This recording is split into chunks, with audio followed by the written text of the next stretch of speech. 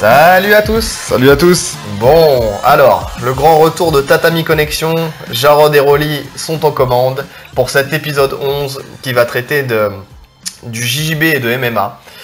On va voir s'il y a un retour en force du JJB dans le MMA, qu'on peut constater en ce moment. On va essayer de débattre à ce sujet-là. Donc on va voir. On sait que depuis quelques temps, on peut voir qu'il y a un certain grand nom du JJB qui ont fait leur apparition dans le MMA dans différentes organisations. Et on voit que le succès, pour l'instant, est au rendez-vous. Donc on a décidé d'en parler un petit peu.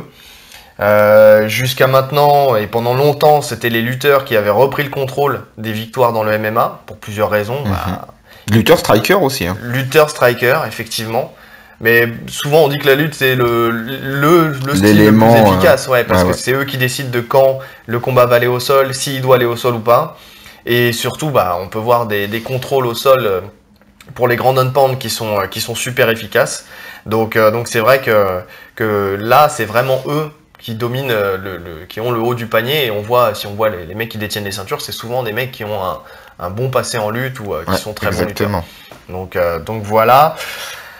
D'ailleurs, on voit qu'il y a un changement à ce niveau-là, c'est-à-dire que c'est toujours des lutteurs, mais on a une nouvelle vague de lutteurs qui arrive. En fait, il y a deux vagues là qui se passent. Il y a le JJB d'un côté, et puis on voit aussi les mecs du Daghestan, Nurmagomedov, tous ces mecs-là, qui ont un style différent. Ouais, mais pas que. Hein. Il y a aussi les lutteurs américains classiques. Hein. Ouais, mais ils étaient déjà là. Ouais, ils étaient déjà là, c'est vrai. Ils étaient déjà là, mais en plus de ça, il y a des différents styles qui arrivent. C'est ça. C'est intéressant. Et on voit d'ailleurs que le style des mecs du Daghestan, enfin en tout cas la lutte des pays de l'Est, parce qu'il y a vraiment trois grandes écoles de lutte. Hein. Il y a les Iraniens, les Américains et puis les Russes, entre guillemets.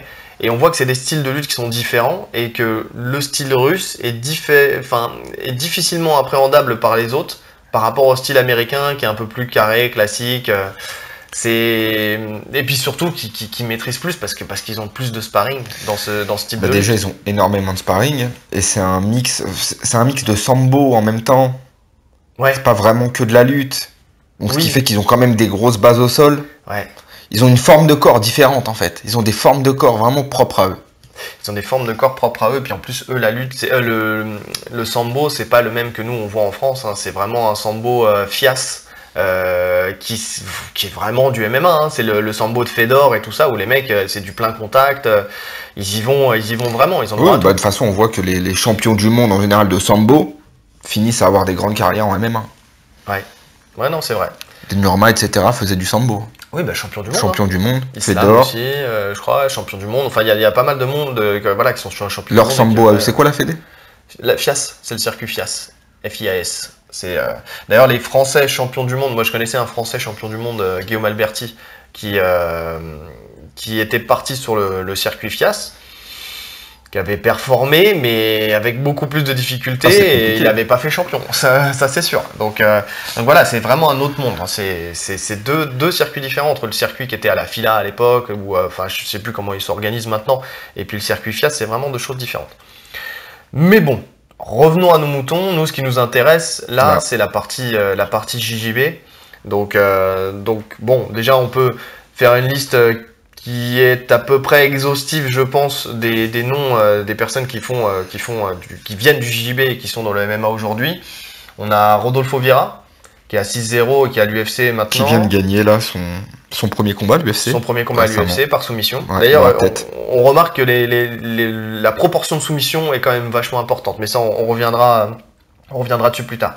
Il y a Kron Gracie, qui est à 5-0. Pareil, qui a réussi ses débuts à l'UFC, qui va recombattre là bientôt. Exactement. Le mois prochain, il me semble, ou dans 2 mois, quelque chose comme ça. Ouais. On a Ryan Hall, qui est à 8-1 et qui est à l'UFC aussi.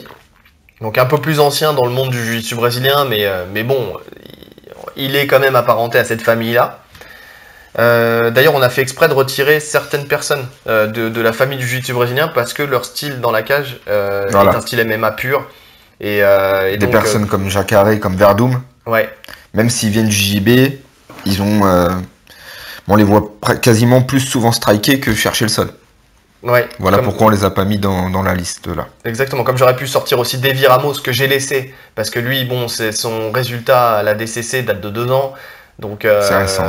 Donc c'est assez récent, le mec, et puis il continue à combattre en jiu-jitsu brésilien, il est quand même très actif sur le circuit du jiu-jitsu brésilien, donc je l'ai laissé, même si lui, dans la cage, son style est plus un style MMA.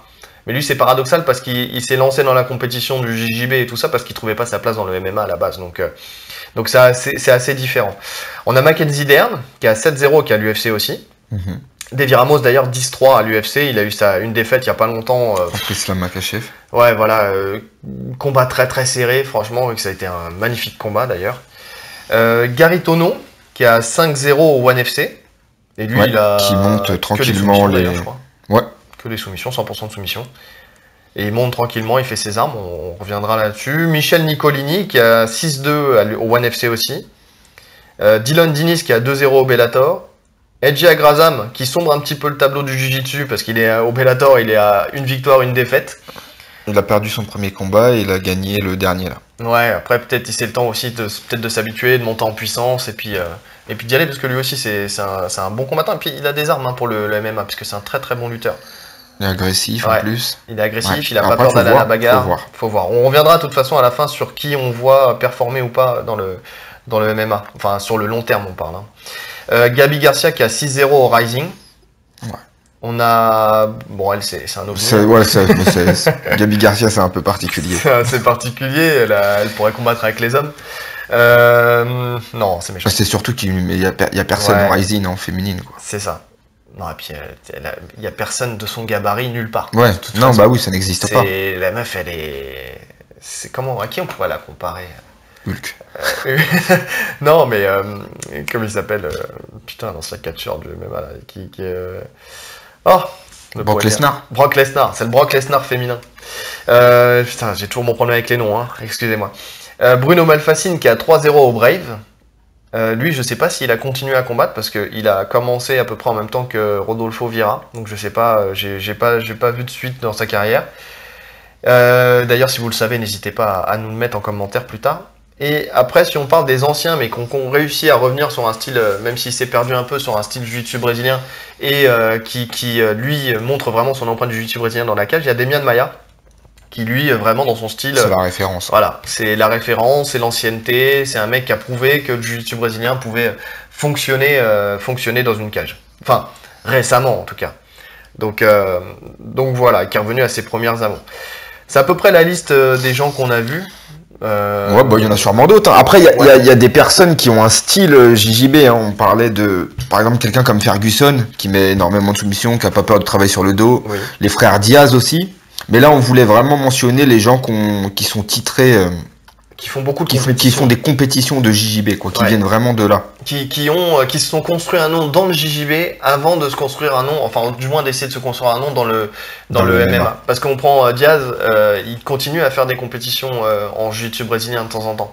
Oui. Il en fait. Mais c'est pas un gros nom du JJB. Voilà, c'est pas le haut du panier du JJB. Là, on essayait de prendre vraiment des gens qui sont dans le haut du panier du JJB, qui ont vraiment. Maintenant, ça veut pas dire que son sol en MMA est mauvais. Hein. Il peut même s'en sortir mieux que quelqu'un de très titré. Oui. C'est pas le même sol au MMA. Non, à partir du moment où on rajoute des frappes, c'est plus le même sol. Les positions ne sont pas les mêmes, tout change, quoi. Il y a toujours cette expression là qui dit que quand tu prends une ceinture noire de jiu-jitsu brésilien, la première frappe il devient marron, deuxième frappe violette et ainsi de suite jusqu'à la ceinture blanche, quoi.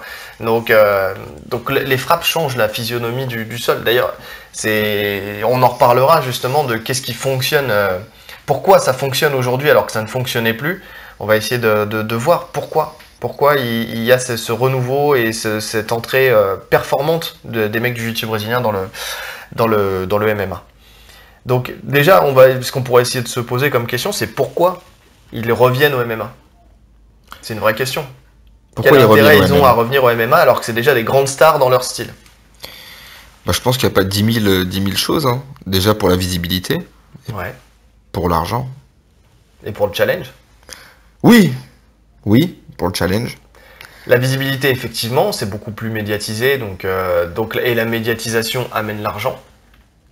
Il y a des progrès faits sur le circuit BJJF et dans certains galas pour essayer d'avoir plus d'argent. Bon, ça, on l'a évoqué, on en a déjà parlé moult fois, donc on va pas revenir là-dessus, mais ça n'a pas de rapport avec le MMA. Comparable. Il n'y a pas de pay-per-view, il n'y a pas de... Personne ne gagne des millions dans le jiu-jitsu brésilien ou dans le grappling. Donc effectivement, quand on regarde un petit peu, à quelques exceptions près, c'est des gens qui sont vraiment en fin de carrière. Qui ont déjà passé plusieurs années dans le jiu-jitsu brésilien. C'est déjà des stars de leur discipline, des grandes stars. Le mec, il a vraiment attendu longtemps avant de se lancer dans le MMA. Et quasiment tous. Hein. Ben, c'est ça. Mis à part peut-être Gary Tonon, Dylan Dennis. Ouais, et puis il y en a qui veulent encore y retourner. On prend un Buchecha, je crois que j'ai entendu dire que Buchecha voulait aussi se lancer dans le MMA. C'est des mecs qui, je pense, sentent la fin de carrière arriver. Ils veulent capitaliser un peu sur leur nom, quoi. C'est ça. Donc se lancer dans le MMA, c'est pas déconnant parce qu'ils peuvent essayer de gratter un peu d'argent avant d'aller à la retraite et puis de continuer à faire leur séminaire, leurs trucs comme ça. Mais ils gagnent de l'argent avec ça. Mais bon, s'ils peuvent vraiment essayer, on sait pas, de faire un gros coup, gagner une ceinture, empocher quelques millions, c'est toujours mieux de partir à la retraite avec quelques millions que de partir avec 3 000 € le stage. C'est clair. Donc, bon, même si je les prends, les 3 000 € pour le stage, mais pour 3 heures de stage, 1 000 € de l'heure, ça va. Hein, même 300 €, je les prends. Même un ticket restant, ne soyons pas trop gourmands. D'ailleurs, nous sommes disponibles tous les samedis. Donc voilà, bon, et puis il y a la rémunération et puis le nouveau challenge. Je pense aussi que c'est des mecs qui ont tout gagné. Enfin, il y en a beaucoup qui ont tout gagné dans leur style et qui, au bout d'un moment, il y a un choix qui se fait. Est-ce que je veux être une 10e, 11e, 12e fois champion du monde ou est-ce que je me lance dans un nouveau challenge, nouveau défi. Et puis voilà, et puis je vois comment ça se passe pour aussi prouver que les mecs sont bons combattants dans tous les styles. Et puis j'ai toujours en tête le fait que ce soit la suite logique en fait. Oui. Moi dans ma tête, hein, ouais. Le JJB, quand tu deviens champion du monde, pour moi tu pars au MMA. J'assimile, alors c'est moi, hein, j'assimile vraiment le JJB au MMA. Ouais, mais parce que toi t'as une culture à l'ancienne du jiu-jitsu brésilien. C'est ça. Ou à l'époque, c'était dans un des podcasts de Cassani FM, je crois, il disait qu'à l'époque, il y avait des prémices du jiu-jitsu brésilien en France même, il y avait des frappes au sol. C'est toi qui m'en as parlé. C'est possible. Je m'en rappelle plus, mais c'est C'était possible. pas le podcast où ils ont parlé avec les mecs du Sud, Giorgetti et tout ça? Si, mais t'as dû l'écouter le podcast. Non, je l'ai pas écouté. Ah bon? Non. C'est moi qui t'en ai parlé. Donc c'est toi qui m'en as parlé. Donc effectivement, l'origine, puis de toute façon on le voit avec les IVC, avec tous ces trucs-là, à la base, le jiu-jitsu brésilien était assimilé à du MMA. C'était du vale tudo, quoi. C'est ça. Donc on revient peut-être à ça. Il y a eu une ère sportive qui est pas finie, hein, il y a encore, qui est parallèle. Maintenant, moi je suis pas aussi catégorique que toi, dans le sens où c'est quand même deux styles différents. Enfin, à partir du moment où maintenant il y a un JJB sportif qui est bien encadré, qui a une bonne fédé. Ah non, mais je suis complètement d'accord. Il commence à rémunérer en plus les performances et tout ça, les rankings et tout. Bon. Je suis complètement d'accord. 99% des mecs qui font du JB n'iront pas au MMA. Bah oui. Mais moi, dans ma tête, je le vois comme ça, tu vois. Ouais. Pour moi, une fois que tu as fait tes preuves en JJB, pas au MMA. Ouais. Ouais, mais parce que les preuves. Mais non, ça n'arrivera pas. Surtout qu'il y a de plus en plus d'argent à faire en JJB. Oui. Surtout pour les grands noms. Oui. Donc aucun intérêt pour eux d'aller prendre des frappes. De se ruiner le cerveau. Bah ouais, c'est vrai. Non, et puis en plus de ça, ton raisonnement, il était peut-être vrai à l'époque où le JJB était plus simple dans sa façon d'être mise en place, tu vois. Enfin, comment dire, plus simple. Les styles étaient plus simples. Old school. Ils étaient plus old school, ouais. Aujourd'hui, j'attends encore de voir des mecs faire ce qu'ils faisaient en jiu-jitsu brésilien, de le faire vraiment en MMA. Tu sais, d'arriver à caler des berimbolo. C'est impossible. C'est pas impossible. Ça demande un bon timing. Après un coup de coude, c'est compliqué. Ça demande une bonne fenêtre de tir. Pourquoi pas? Tu sais, à partir du moment où. Non, rien n'est impossible. Non. Si le mec il maîtrise son berimbolo à la perfection, admettons, qui rentre dans les jambes du mec, le mec est censé être déséquilibré. Tu peux pas frapper quand t'es déséquilibré. Après, si le mec est très stable et que tu restes accroché à ses jambes et que le mec ne tombe pas, là c'est la merde. Honnêtement, c'est compliqué. Mais pourquoi pas? Pourquoi pas? Pourquoi pas? De toute façon, tout est impossible jusqu'à ce qu'un mec le fasse. Hein. Exactement. Mais je pense pas qu'on verra ça demain, quoi. On sait jamais. Mais bon, en tout cas, voilà, l'évolution du jiu-jitsu actuel fait qu'il n'est plus vraiment adapté au MMA non plus. Hein. Je pense qu'il y a un apprentissage qui se refait. Et encore, je vais nuancer la chose, c'est-à-dire qu'il y a un changement dans le style des combattants du jiu-jitsu brésilien, dans l'approche des combats. déjà on peut voir qu'il y a beaucoup plus de lutte. Oui. Tu vois. D'ailleurs, allons-y, on peut voir comment ils performent. Comment ils performent dans le MMA. Pourquoi ils arrivent à performer dans le MMA. Qu'est-ce qui a fait que... Qu'est-ce qui a fait qu'il performait le jiu-jitsu? On peut reprendre un peu de point de vue historique. Pourquoi au début ça marchait? Pourquoi ça a disparu, entre guillemets? Enfin, ça a disparu sans disparaître, mais l'empreinte elle était moins visible. Et pourquoi ça revient aujourd'hui? Déjà parce qu'avant les gens ne connaissaient pas, tout simplement. Quand t'affrontais un mec du JB, tu savais pas à quoi t'attendre. C'est ça. Donc même si tu t'y mettais là, tu commençais, le mec avait déjà 10-15 ans de pratique. Donc, il y avait déjà ceinture noire. Un gros écart de niveau. Rickson, Royce Gracie, tout ça. Un gros écart de niveau.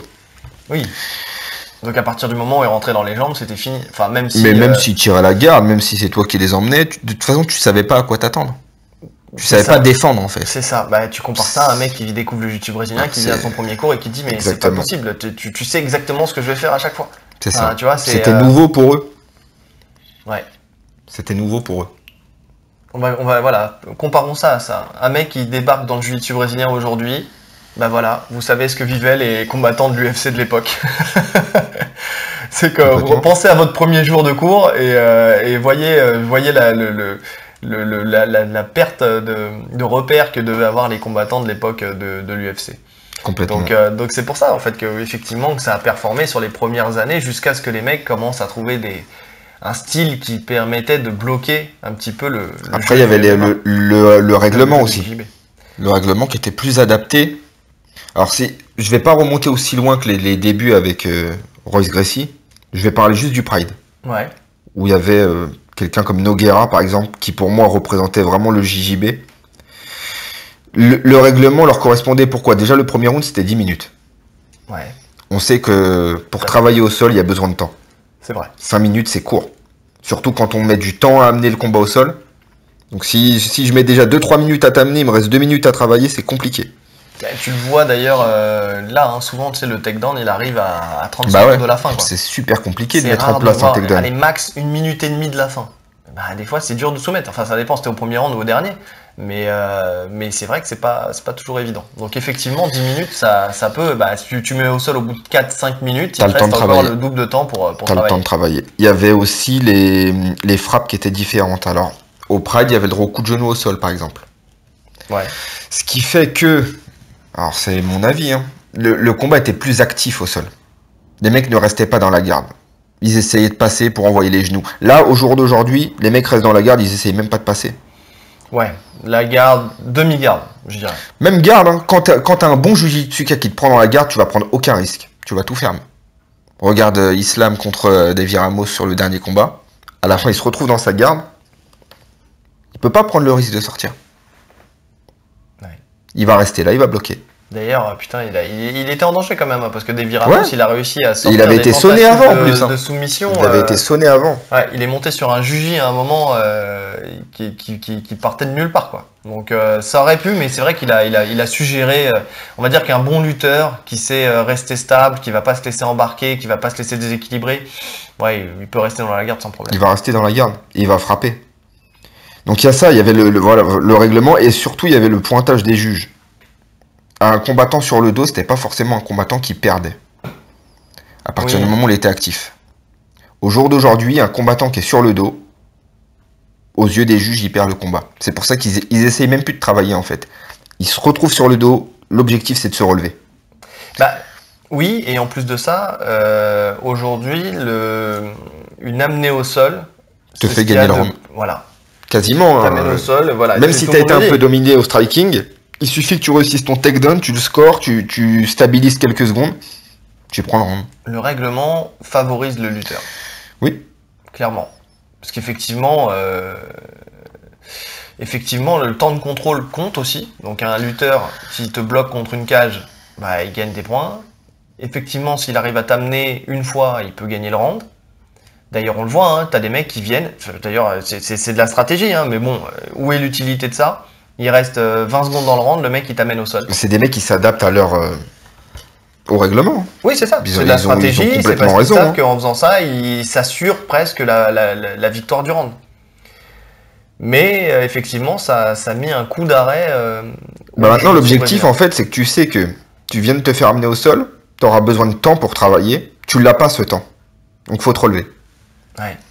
Faut te relever pour toi essayer de ramener au sol ou de faire la différence debout, mais t'auras pas le temps de travailler au sol. Non, c'est clair, c'est clair. Et d'ailleurs, on a remarqué avec le temps que c'était tellement dur de soumettre, entre guillemets, dans le MMA. Enfin, les mecs ont laissé tomber vraiment le fait d'essayer de soumettre parce que bon, effectivement, c'était du temps de perdu et ils préfèrent bloquer correctement et faire du grand end pound, quitte à ce que ça amène à une soumission, plutôt que de chercher véritablement à soumettre en première intention. De toute façon, on voit, il n'y a plus énormément de soumissions. Les soumissions qu'on voit, ça reste les classiques, étranglement arrière. Ouais. Guillotine. Ouais. Juji. En général, c'est ça. Hein. Les triangles, c'est quasi... ça n'existe quasiment plus. Hein. Beaucoup, ouais. Tu vas mettre un triangle, tu vas te faire slammer. Ouais. Ça devient compliqué de travailler dos au sol, c'est compliqué dans le MMA actuel. Alors qu'avant, c'était vraiment la force du JB. Là, je pense que la différence, elle se fait sur ça. Oui. À l'époque, les gens, sur le dos, tu savais qu'il y avait un triangle qui allait arriver, il y a un Juji, une Kimura, peu importe. Au jour d'aujourd'hui, le mec qui est sur le dos, c'est compliqué. Ouais. Les mecs sont trop explosifs au-dessus. Ils connaissent les sorties.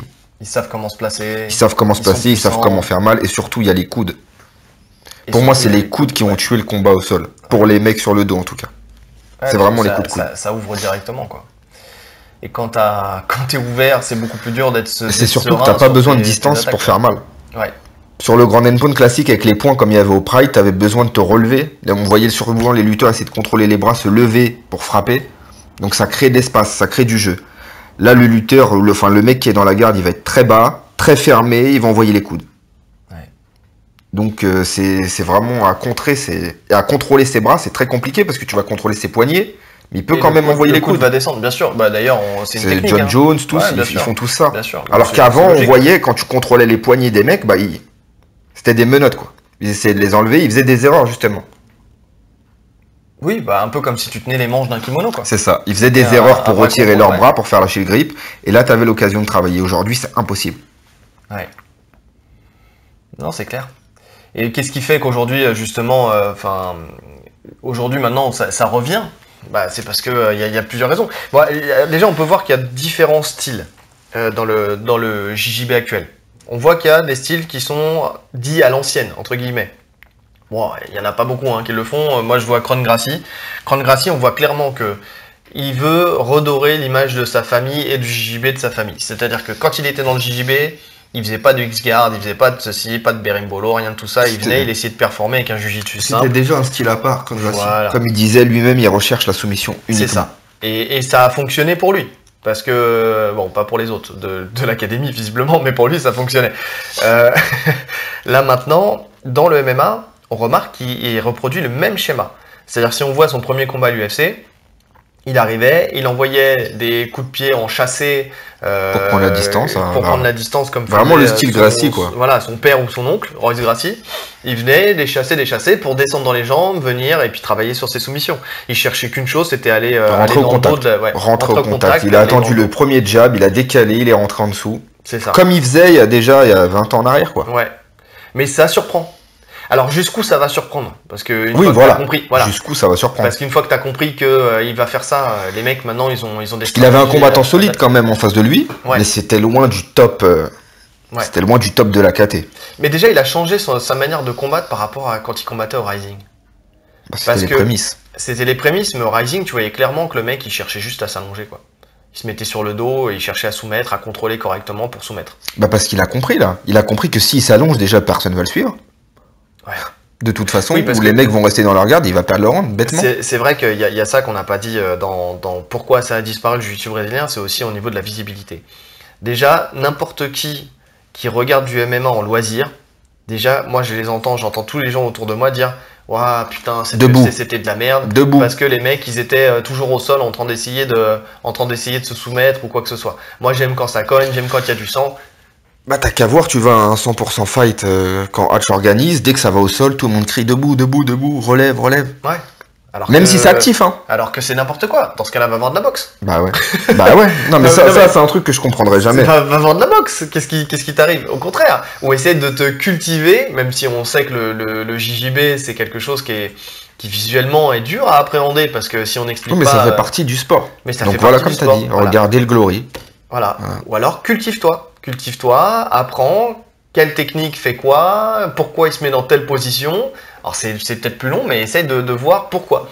Mais effectivement, c'est vrai qu'en termes de visibilité, les mecs, en termes de public aussi, c'est pas vendeur. En termes de public, on voyait au Japon, il y avait beaucoup de sols parce que le public est habitué à ça. Ils ont une grosse culture martiale, notamment avec le judo, et le public est hyper respectueux. Le public ne va pas te siffler, etc. C'est vrai. Aux États-Unis, au bout d'une minute au sol. Au bout d'une minute contre la cage, au bout d'une minute au sol, en fait, il faut que ça soit actif tout le temps. Sauf que 3 x 5, tu peux pas être actif tout le temps. Mais c'est même pas ça, c'est que pour travailler au sol, tu as besoin d'immobilité aussi. Tu n'as pas besoin tout le temps de mouvement, tu as besoin de contrôle. C'est ça. Donc tu as besoin d'isoler les bras pour pas prendre les frappes, pour passer sur autre chose. Il faut grappiller. Il faut bloquer le jeu des fois pour soumettre. Mais pour le public, c'est compliqué. À moins que le public, ce qu'il aime, c'est quand il y a des soumissions qui sont vraiment extraordinaires. Oui, mais tout le monde aime ça. Bah oui. Mais pour les amener, il faut travailler. Mais pour les amener, il faut travailler. Ou alors, il faut vraiment qu'il y ait prendre une soumission à la volée, mais ça arrive une fois sur 1000. Ouais. Ou alors, il faut vraiment qu'il y ait une différence de niveau extraordinaire. Une différence de niveau. Mais il n'y a plus ces différences de niveau. Si, c'est très rare. En début de carrière. En début de carrière, quand on veut faire monter un mec. C'est ça. Mais après, sinon, arriver au top, il n'y a plus ces différences de niveau. Top 10, top 5, ouais. Donc c'est fini. Donc il y a ça aussi qui a fait disparaître le JJB de l'écran radar du MMA. Mais après, on se base sur l'UFC aussi. Parce que c'est ce qu'on regarde le plus et parce que c'est ce qui se voit le plus. Parce que c'est le top niveau. Ouais, voilà. Parce que t'as d'autres...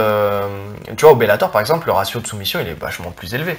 T'as beaucoup plus de monde qui travaille au sol au Bellator, j'ai l'impression. J'ai l'impression que si t'es un mec du jiu-jitsu brésilien, t'as limite plus intérêt à aller au Bellator que d'aller à l'UFC. Ouais. Donc, complètement. Le ONE FC aussi. ONE FC, il y a plus de sol. ONE FC, ce qui change avec le ONE FC, c'est que c'est sur ring. Bon, des fois, c'est sur cage. Mais le ring change aussi pas mal de choses. Ils font ça sur plage. Ouais, mais ça, je ne comprends pas. J'ai du mal à comprendre ce système. Un coup sur ring, un coup... Ouais, c'est pour casser la routine, tu sais, c'est comme ça. Mais c'est vrai que quand c'est sur ring, c'est plus facile de travailler au sol. Parce qu'on se fait moins contrôler, on se fait pas plaquer contre la cage, etc. Oui, c'est vrai, il y a ça. Quand notre tête sort des cordes, l'arbitre nous remet au centre. Ouais. Oui, ça change tout, c'est ce qu'il y avait au Pride. Alors que là, quand on est bloqué contre la cage, on le voit. De toute façon, c'est le style adopté par tous les lutteurs de maintenant. C'est te plaquer contre la cage, t'amener. Et une fois que t'es contre la cage, essayer de bouger vos hanches quand vous êtes plaqué sur la cage, c'est presque impossible. C'est fini. Même si tu peux prendre appui sur la cage, c'est fini. C'est quand même difficile. C'est très compliqué. Ouais. Non, mais on est d'accord. Donc, donc qu'est-ce qui fait qu'aujourd'hui ça performe? Donc, ce style à l'ancienne, là, on a vu que ça marchait pour un premier combat. On verra sur le deuxième. Pour Kron, ouais.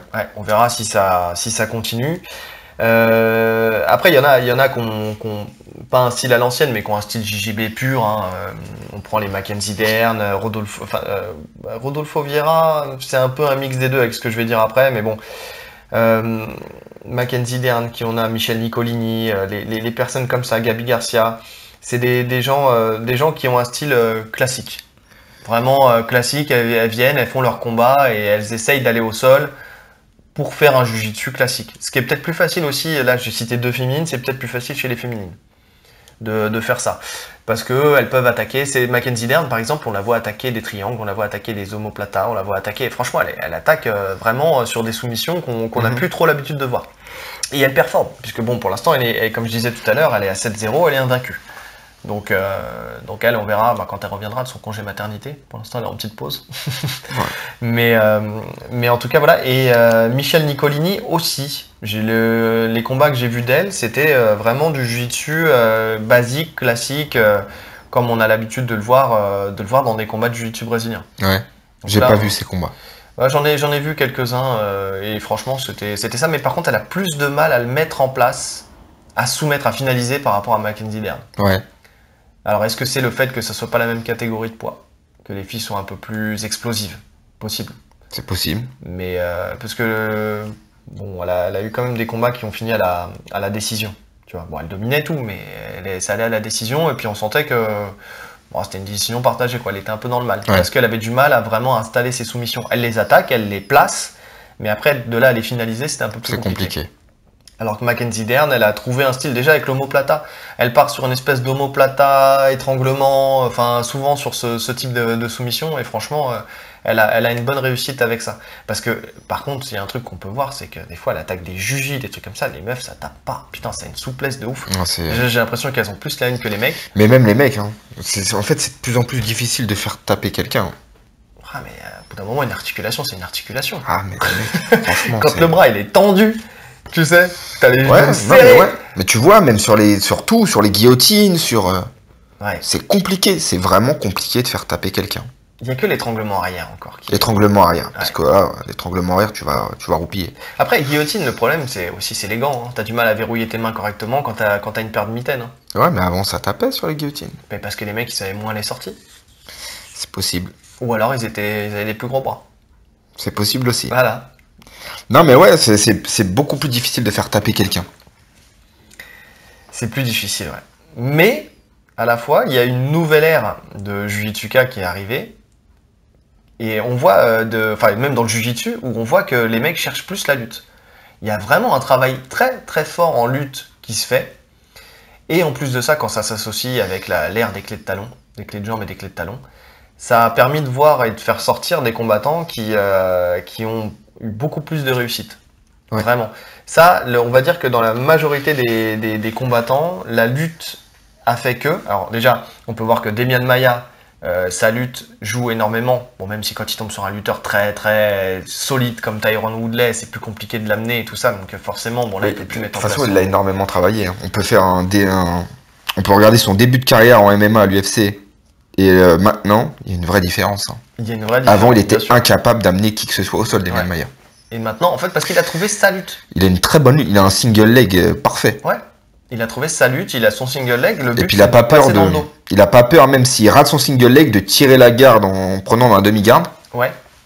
Oui, donc, parce qu'il sait qu'il va renverser. C'est ça. Bah, après, et il renverse dans la foulée après. Il a un niveau au sol qui est tellement exceptionnel que forcément ça joue aussi. Hein. Rodolfo Vieira aussi. Il a une bonne lutte. Et on voit que vraiment, bon déjà il est très puissant. Déjà de base. Mais il a une bonne lutte, il amène au sol. Et puis après, on sait qu'on connaît Rodolfo Vieira, quoi. S'il est au-dessus, respect à celui qui arrive à le renverser, quoi. Le mec, il met tellement... C'est un passeur, déjà. Donc, il a une grosse pression. Une très grosse pression. Pour l'avoir rencontré une fois, sa pression vient de des énormes mains qu'il a. Il a des doigts, c'est deux fois les miens. Donc, et t'as déjà des gros doigts. Et j'ai déjà des gros doigts. On va pas rentrer dans mon intime. Non, bah non. Donc le mec, il est vraiment très très très puissant. Il a un contrôle de dingue. Donc on l'a vu sur son dernier combat à l'UFC. Ouais, une fois que ça va au sol, ça y est, c'est fini. Hein. Pourtant le mec, il était pas mauvais. Hein. Il était même bon, mais il est venu, il a attrapé, il a pris le bras-tête et puis c'était fini. Une fois qu'il s'est installé, c'est fini. On n'en parle plus. Maintenant, on verra par la suite, mais on évoquera le cas Rodolfo Vieira sur une suite de carrière. Je suis mitigé. Ouais. Qui on a d'autres? Ryan Hall. Ryan Hall, alors lui, par contre, il n'y a pas de lutte. Mais lui, c'est vraiment celui qui a le style le plus atypique de tous. Là. C'est ça. Il a une boxe de débutant qui vient de nulle part. Mais même pas, en fait. Quand tu étudies un peu ce qu'il fait, alors oui, c'est pas propre, il a sa boxe à lui, en fait. Ouais. Il n'a pas une boxe de débutant. Parce qu'il touche. Ouais, mais les débutants ils touchent parce que tu sais pas d'où ça vient. Mais c'est ça en fait, c'est ça. Donc oui, il a une boxe de débutants si tu veux. Quand n'importe quel boxeur qui t'envoie des high kicks sans appel, il touche, il envoie le jab, il part en courant, il s'allonge. Mais c'est fou. En fait, c'est un feu follet le type. Le mec, c'est un fantôme. Il est là, on sait pas trop. Il rentre, il ressort, il s'est cru dans un manga. Tu sais, il pense qu'il se télétransporte. Mais tu sais c'est quoi le pire, c'est que t'as tellement peur de son sol que ces coups, tu vas les prendre. Mais oui. Parce que t'es focalisé sur le sol. Tu te dis, il va rentrer. Il manari roll, ou il va faire ça. Ou ça. Parce que sa force, par contre, et ça, il le fait très bien, c'est qu'il va t'envoyer un coup claqué qui sort de nulle part pour descendre dans tes jambes en Imanari roll, par exemple. Alors, Imanari roll, pour ceux qui savent pas, c'est quand tu rentres, tu roules, tu t'enroules dans les jambes de l'adversaire. En fait, tu te jettes sur le dos en espèce de rotation et tu t'enroules dans les jambes de l'adversaire pour attaquer après la clé de talon. Ce qu'il a fait sur BJ Payne. Ce qu'il a fait sur BJ Payne et il a fini le combat en 3 secondes. Magnifique. BJ Payne nous rappelle que quand même le mec est champion du monde de jiu-jitsu brésilien, il a eu sa ceinture noire en 3 ou 4 ans. 4 ans. En 4 ans. C'était le premier non-brésilien champion du monde, je crois. Premier non-brésilien champion du monde. Enfin, le mec, voilà, au sol, il a rien à prouver à personne. Bon, on en avait parlé sur un précédent podcast de ce combat-là, mais donc on vous invite à réécouter tous nos podcasts parce que je me souviens plus dans lequel voilà, écoutez tout. Écoutez et partagez. Partagez, likez et n'hésitez pas. Donc, mais en tout cas, il a un style qui est vraiment atypique. Et d'ailleurs, il est tellement atypique son style que Kenny Florian dit que Ryan Hall peut battre Nurma. Parce que le mec n'a pas peur d'aller au sol. Est-ce que Nurma... Bon, après... tout le monde peut battre Nurma jusqu'à ce qu'il combatte Nurma. Voilà. Ça, c'est un peu le souci. C'est qu'à chaque fois qu'il a un combat qui approche, tout le monde dit « Ouais, lui, il va te taper, lui, il va te taper, lui, il va te taper. » Et puis au final, ça finit de la même manière. Pour moi, la différence physique est trop importante. Je parle juste de physique, là. Parce que le physique compte. Hein. Ouais, le physique. Quand on dit que la technique est plus forte que la force, ça, c'est jusqu'à temps qu'on affronte un rouleau compresseur. Ouais, qui est technique aussi. En fait, ce qu'il y a, c'est qu'il n'y a pas que ça. C'est-à-dire que, oui, c'est vrai, quand les mecs tournent avec Nurma, ils disent qu'ils ont une pression de poids lourd sur eux. Ils disent qu'ils ont jamais senti ça. Ouais, mais parce que techniquement, il sait se placer. On sait tous qu'un mec qui a un bon contrôle au sol te paraît vachement plus lourd que son poids réel. Mais même en force. Il n'y a pas que le placement. Là, il y a une question de force. Non, apparemment, le mec a vraiment une force impressionnante. Ah, il a combattu avec des ours toute sa vie. Alors, le mec a vraiment une vraie force. Tu le vois de toute façon. Quand les mecs sont pris, tu vois leur visage. C'est ça le plus impressionnant. Tu vois leur visage, la terreur. En fait. Ils savent que c'est fini. Poirier, ouais. Le mec, il était là, il rentrait dans son coin, il disait mais qu'est-ce que... Mais même Barbossa, à un moment, quand il combat Barbossa, il est contre la cage et il regarde l'écran, il se voit, il souffle. Il fait ça. C'est impressionnant. Non, le mec, c'est vrai que c'est donc chaud. Maintenant... Mais à la fois, il peut rentrer dans ses jambes, il peut accepter de rentrer dans ses jambes et puis de s'attaquer, s'enrouler à sa jambe et d'attaquer une clé de talon. Est-ce qu'il résisterait à une clé de talon de Ryan Hall sans être blessé? Je veux dire, oui, il peut dire je tape pas, mais il peut se faire péter le genou. Une clé de talon, c'est une clé de talon. Hein. Voilà. C'est ça la force de la clé de talon, c'est-à-dire que effectivement les soumissions elles ont disparu parce qu'il y a une logique de technique et de force qui s'est mis en place, c'est-à-dire que les mecs maintenant sont puissants, sont explosifs, donc ils arrivent à s'arracher d'un maximum de soumissions. Ouais. Mais une clé de talon, c'est une clé de talon. Quand le mec il est accroché à ta jambe. Non, une clé de talon, c'est une clé de talon. Bon, t'as des mecs qui résistent parce qu'ils ont une souplesse merveilleuse. Ouais, tu vois. Mais il y a des limites. Mais il y a des limites. Si le mec c'est un expert en clé de talon, ton genou, de toute façon, quoi qu'il arrive, tu vas peut-être t'en sortir, tu vas peut-être finir le combat. Mais tu vas marcher en béquille le lendemain, quoi.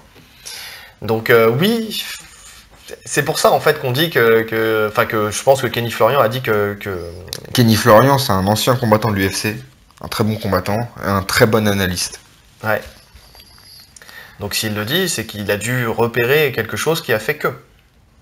Et effectivement, il y a un déficit de puissance, mais Ryan Hall, il y a un déficit de puissance avec tout le monde. Ouais, avec tout le monde. Moi, c'est pas faux. Le mec, il a pas de gab. Non, c'est pas faux. Après, ça veut pas dire qu'il est pas puissant. Non, ça veut pas dire qu'il est pas puissant. Mais bon, c'est pas le plus impressionnant physiquement C'est vrai que quand tu le vois, t'as envie de sourire. Bah c'est ça, tu le vois, il est là, et en plus, il s'excuse d'avoir gagné. Moi, mais c'est ça. Mais c'est ça. Oh là là, désolé. On lui lève le bras, il fait désolé. Ah, il est fort. Ah, j'adore ce type. Ce mec-là, je le suis depuis des années. Déjà quand il avait fait il y avait une vidéo qui avait été partagée sur lui où il était dans un resto, il y avait un mec qui était en train de l'embrouiller, il était avec ses potes. Ah, c'était lui? C'était lui, mais bien sûr que c'était lui. Tu lui mets le arm drag, il passe dans le dos, il l'étrangle. Il passe dans le dos, il l'étrangle en plein restaurant. Le mec, en plus autour de la table, il y avait que des combattants chauds de jiu-jitsu brésilien. Et t'as le mec qui l'embrouille, il lui dit écoute, calme-toi. Et tu sais, il essaie de le raisonner pendant longtemps. Dès qu'il a vu que c'était mort. Ouais, il est arrivé, il était assis sur la banquette du truc du resto. Il est arrivé, il est descendu dans les jambes, il est passé dans le dos, il l'a endormi et il l'a sorti après dehors. Il lui a dit allez. J'avais vu cette vidéo, mais bien sûr, mais si c'était Ryan Hall. C'est là où je l'ai véritablement découvert. Donc le mec est chaud. Le mec est chaud. Il était en toute décontraction. Je crois même qu'il lui a dit désolé. Non, mais il avait aucune animosité envers le mec. Le mec, il l'a embrouillé, il avait aucune animosité. Il était détendu, le type. Serein, confiant. Tu vois, comme quoi on dit que le jiu-jitsu et la self-défense, est-ce que ça marche? Visiblement, pour lui, ça marche en tout cas. Donc ouais, faut voir. Mais en tout cas, ça sera un combat que j'aimerais voir, qui ne se passera jamais, qui n'arrivera jamais. Non. C'est pas possible. Il est trop loin, Ryan Hall, et Nurma est trop près de sa fin de carrière. Ouais. Et c'est bien dommage parce que franchement, juste, je paierais pour voir ça. Ouais. Quand même. Ça sera intéressant. Ouais. En termes de style, ça sera intéressant. Il apporte quelque chose de nouveau en fait. C'est ça. Alors, on va voir une différence de style avec Ferguson, mais bon, on sort du sujet, mais là, on sera sur un mec vraiment qui gère le sol, qui a pas peur de tirer la garde, Mais c'est vrai que j'aurais bien voulu le voir contre un Ryan Hall. Ça m'aurait bien plu. Et après, on a les mecs qui gèrent vraiment le... Parce qu'on revient à notre sujet quand même. Hein. Pourquoi ils performent quand même. Il faudrait peut-être, hein, parce que le temps passe. Et donc, les mecs, les nouveaux mecs du jiu-jitsu brésilien actuels qui ont performé dans le sub-only avant d'arriver dans le MMA.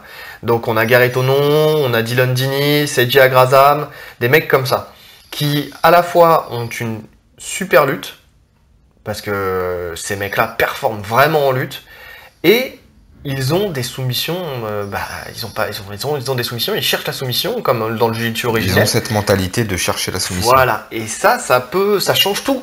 Parce que bon, à la différence de, comme je disais, des Agrazam qui noircit un peu le tableau, parce que bon, il est à 1-1, après bon, c'est vrai qu'il a fait son premier combat, peut-être qu'il avait pas ses marques dans le MMA, il a peut-être commencé un peu tôt, il s'était peut-être pas bien préparé, bon, je sais pas, je connais pas sa vie. Mais en tout cas... Ces 2 combats, c'était au Bellator ? Ces 2 combats, c'était au Bellator. Donc il a déjà commencé dans une grosse ligue, hein, pour des débuts. Pour commencer, ouais. Mais bon, tu prends Dylan Dennis, il a commencé au Bellator aussi, les 2. Il a fait ses 2 au Bellator, et il gagne les 2 par soumission, je crois. Gary Tonon, 5-0 au One FC. Mais avec des combats... Oui. Allez, il commençait... Il commence plus bas. Quoi. Ouais, il commence plus bas. Mais c'est intelligent. Ouais, mais justement, je comptais évoquer ça justement parce que je trouve que la gestion de carrière de ces mecs-là sont quand même est intéressante. Enfin, dans le sens, on verra ça. Mais en tout cas, voilà, les mecs ont un ratio de soumission qui est énorme. On voit vraiment qu'ils cherchent à aller au sol et performer grâce notamment à la clé de talon. Ouais. Même si Gareth Onon, il a mis guillotine, parce qu'il faut pas oublier que Gareth Onon, il s'est mis à la clé de talon après. Les soumissions qu'il préférait à la base, c'était les étranglements. C'était surtout le Mataleon, donc l'étranglement dans le dos, et il a une guillotine de malade. D'ailleurs, il l'a déjà mise lors d'un de ses combats, enfin j'ai vu à peu près tous ses combats, et il n'y a pas que de la clé de talon, parce que il est en Asie, et les Asiatiques doivent avoir des ligaments et des tendons qui ne sont pas les nôtres, parce que je remarque que sa clé de talon n'est pas aussi efficace qu'elle aurait pu l'être. Alors qu'il la maîtrise. Alors après, pareil, il y a toujours les gants, ça change un peu. Ah, c'est du MMA. C'est du MMA, il y a des frappes, mais en général, quand il est accroché à la jambe, même quand le mec il tape pas, il prend pas beaucoup de frappes. On sent que le mec vraiment cherche à s'enfuir, cherche à sortir. De toute façon, leur contrôle, leur verrou de jambe fait que la personne a du mal à revenir se rasseoir pour frapper. Oui. C'est compliqué, il y a toujours cette distance. Il y a une distance et puis ils sont vraiment en déséquilibre. On sent vraiment que déjà la jambe qu'ils ont attaquée, il n'y a aucun appui. De toute façon, t'as Gareth Onon accroché à ta jambe, tu penses même pas le frapper. Non. Tu penses à te sauver, sortir, tu penses qu'à ton talent. Ouais. Bah oui, le mec. Et puis tu cherches même pas à essayer de le contrer parce que de toute façon il tapera pas. Non, bah oui. Donc on l'a vu, hein, il a combattu contre Toquinho et tout ça. S'il a pas tapé à Toquinho, il tapera avec personne. Hein. Donc ouais, non, je pense qu'il tapera pas. Et puis je crois que je l'ai jamais vu taper en compétition. Donc déjà de base. Ouais, j'ai pas le souvenir. En MMA, je vois pas quelqu'un le faire taper. Non, je pense pas. Je vois pas. Donc voilà, et Dylan Dennis aussi. Lui aussi, il attaque beaucoup la clé de talon. Pareil, il a une très bonne lutte. Il vient du sub-on. Enfin, ouais, je sais pas si il a fait beaucoup de sub-on. Je sais pas, mais en tout cas, il a un style. Il en a fait, ouais. Et puis au Bellator, on voit qu'il cherche la clé de talon. Au Bellator, n'importe quoi. À la DCC, on voit qu'il cherche la clé de talon. Enfin, on sent que c'est un mec qui vraiment a cette empreinte. Et puis attention, c'est un élève. Dans les 2 cas, de toute façon, il y en a un, c'est un élève de John Danaher. Bon, on a vu les résultats de John Danaher, et l'autre c'est un ancien élève de Marcelo. Qui s'est fait virer, de Marcelo Garcia. Donc on a vu aussi les résultats des mecs de la MG Academy. Donc bon, c'est pas des mecs qui débarquent de nulle part. C'est vraiment des mecs qui ont un bon qui ont été bien accompagnés dans leur apprentissage. Ouais. Donc ça c'est une très bonne chose. Donc voilà, il y a ce nouveau style qui je pense aussi bouscule un peu l'échiquier MMA. Et qui va faire parce que on voit de plus en plus de monde qui s'accroche aux jambes. T'as vu le mec au Bellator qui a fait la plus rapide soumission du Bellator? Ouais. Il a même pas cherché à comprendre, il a couru, il est rentré sur un Imana reroll justement à la volée, ouais. Et il a pris la clé de talon, boum, fin du combat. 11 secondes je crois. Quelque chose comme ça, ouais. J'ai plus le temps exact, mais c'est la plus rapide. Plus rapide soumission du Bellator. Donc vraiment la clé de talon, encore une fois, on n'arrête pas d'en parler, mais c'est vraiment la clé qui est à la mode quoi. La clé de jambe en fait, les clés de jambe, il n'y en avait pas tellement en MMA. Hein. Si, t'avais Frank Mir qui mettait des clés de genou. Des clés de genou. Ouais. Des clés de genoux. Mais sinon, mis à part ça, les clés de jambes, c'est quelque chose d'assez rare. Hein. Les mecs tapent difficilement sur les clés de cheville. Ouais. Et la clé de talon, on n'en voyait quasiment pas. Mais parce qu'elle n'était pas travaillée correctement. J'ai pas le souvenir, dans le MMA un peu à l'ancienne, de voir des clés de talon. C'est très rare. Dean Lister. Dean Lister, ouais. Parce que c'est un des pionniers de la clé de talon, et lui, il en mettait beaucoup. Peut-être Josh Barnett. Ouais, parce style catch wrestling, là. Ouais, parce que lui, il a des soumissions qui sortent de l'ordinaire. Ouais, c'est tout. Hein. Après, à l'ancienne, je sais... Frank Shamrock, peut-être. Qui a toujours ce style un peu catch wrestling. Oui, t'avais... C'était pas vraiment les mêmes clés de talon, tu vois. Ouais, voilà, les mecs du pancras à l'époque. Les mecs en slip et en botte, là. Mais ils attaquaient la clé de talon parce qu'il y avait la botte. Il y avait la botte. C'est vrai que quand t'as des chaussures, notamment sur un lutteur, c'est beaucoup plus facile. Bien sûr. De prendre la clé de talon. Ah bah t'as un contrôle, ça glisse pas. Ah ouais. Tous ceux qui travaillent la clé de talon savent que quand tu la prends, si tu la prends de manière classique en calant contre le creux du coude le talon, la plupart du temps ça glisse. Si le mec il vient chercher ton bras un peu par derrière. Il y en a une derrière, qui me revient, que je sais pas comment j'ai fait pour l'oublier. Ryo Chonan contre Anderson Silva. Le ciseau. Oui. Oui. Le ciseau, clé de talon, magnifique. Ouais. C'est vrai que c'est des rares fois où il a perdu et en plus par soumission. Ouais. Ah ouais, il a fallu lui faire sauter le genou ce jour-là. En plus, magnifique. L'entrée elle était tellement belle. Surtout que le combat il était assez mou. Et d'un coup il y a eu cette explosion.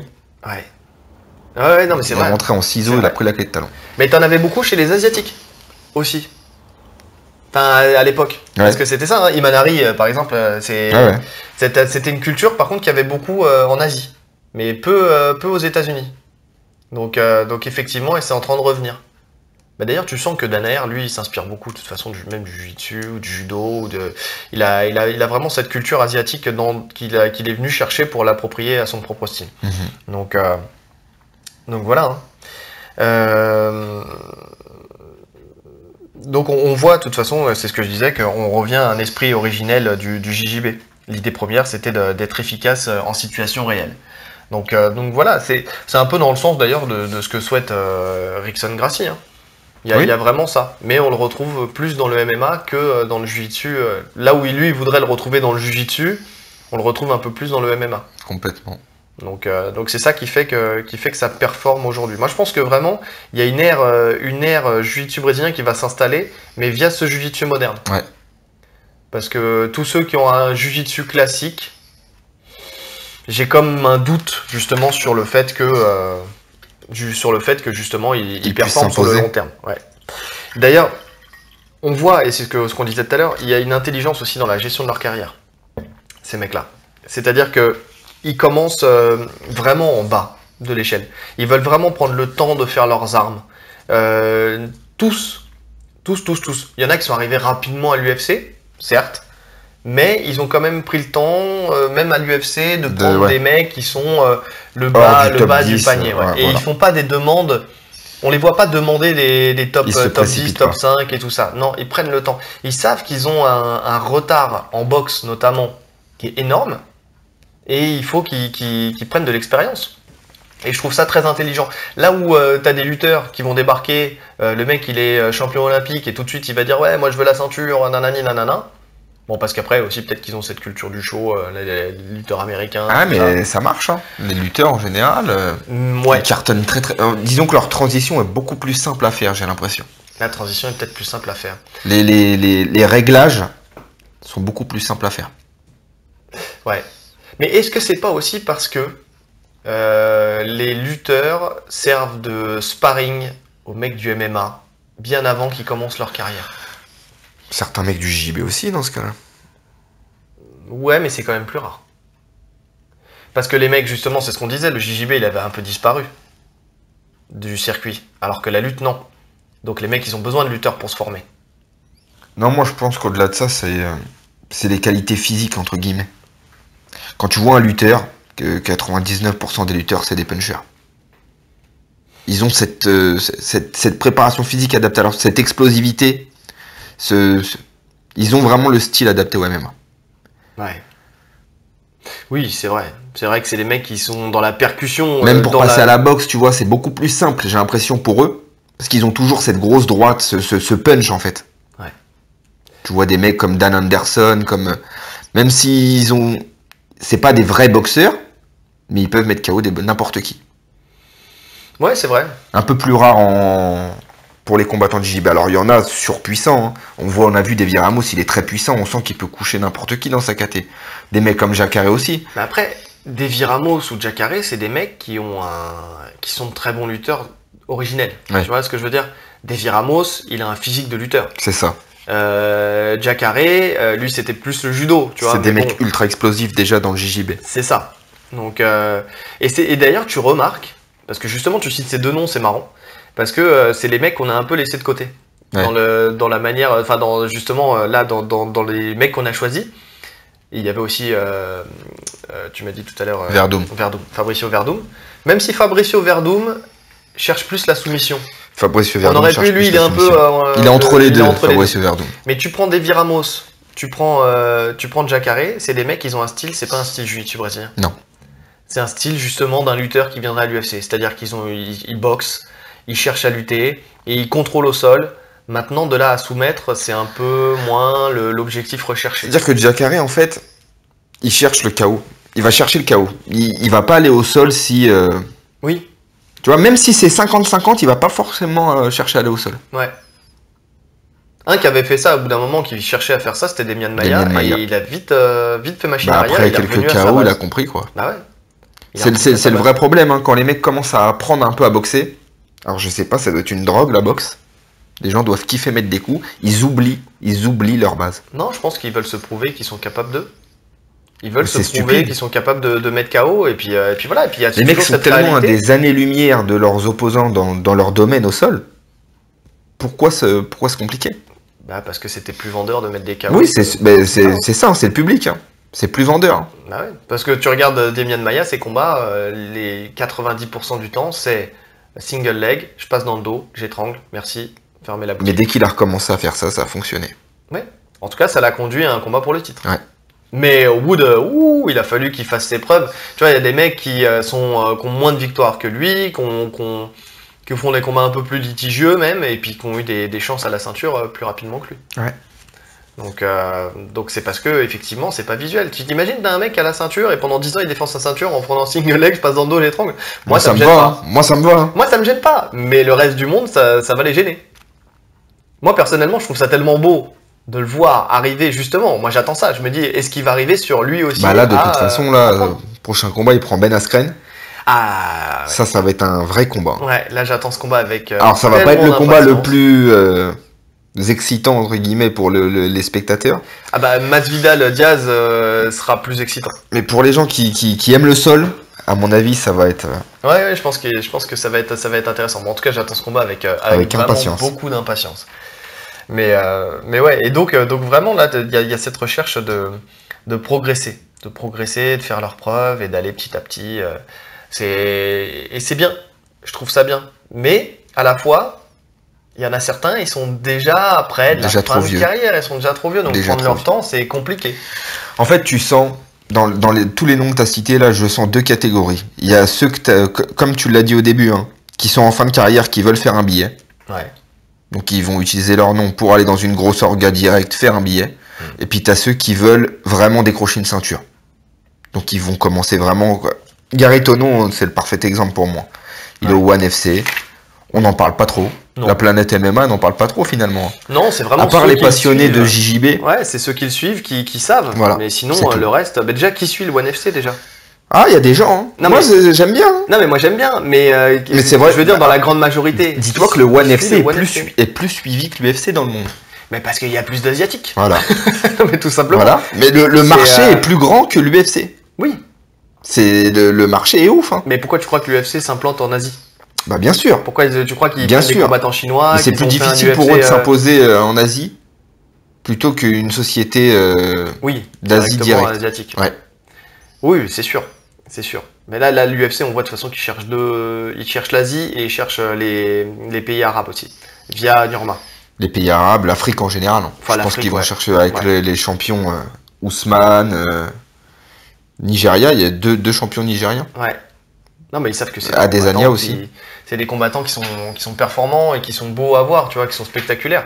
Et puis après, via les pays musulmans, bah, c'est tout ce qui est Daghestan, tous ces pays-là, tu vois, ils cherchent. Et puis la Russie aussi. Hein. Et puis la Russie, bah ouais. De toute façon, ils cherchent vraiment à se ouvrir sur le monde entier, là. Donc voilà, mais parce qu'ils ont la chance d'avoir des dans leur roster, ils ont tout. Voilà. Toutes les nationalités, ils ont tout. Ils ont tout, et puis c'est des combattants, ils cherchent des pays où les combattants sont relativement impressionnants. Tu prends les mecs du Daghestan ou de Russie et tout ça, ils ont vraiment un style à part, et puis vraiment on voit que c'est des combats qui sont pas chiants à voir. Ouais, non, c'est ça. Il y a des peuples comme ça, hein, c'est impressionnant. Oui. Mais parce qu'ils ont la culture, ouais, voilà, ils ont cette culture du combat. T'as vu des vidéos dans leur ville? Ouais, c'est vrai que... Qu'est-ce qu'ils ont d'autre à faire? C'est vrai. Voilà. C'est pas faux.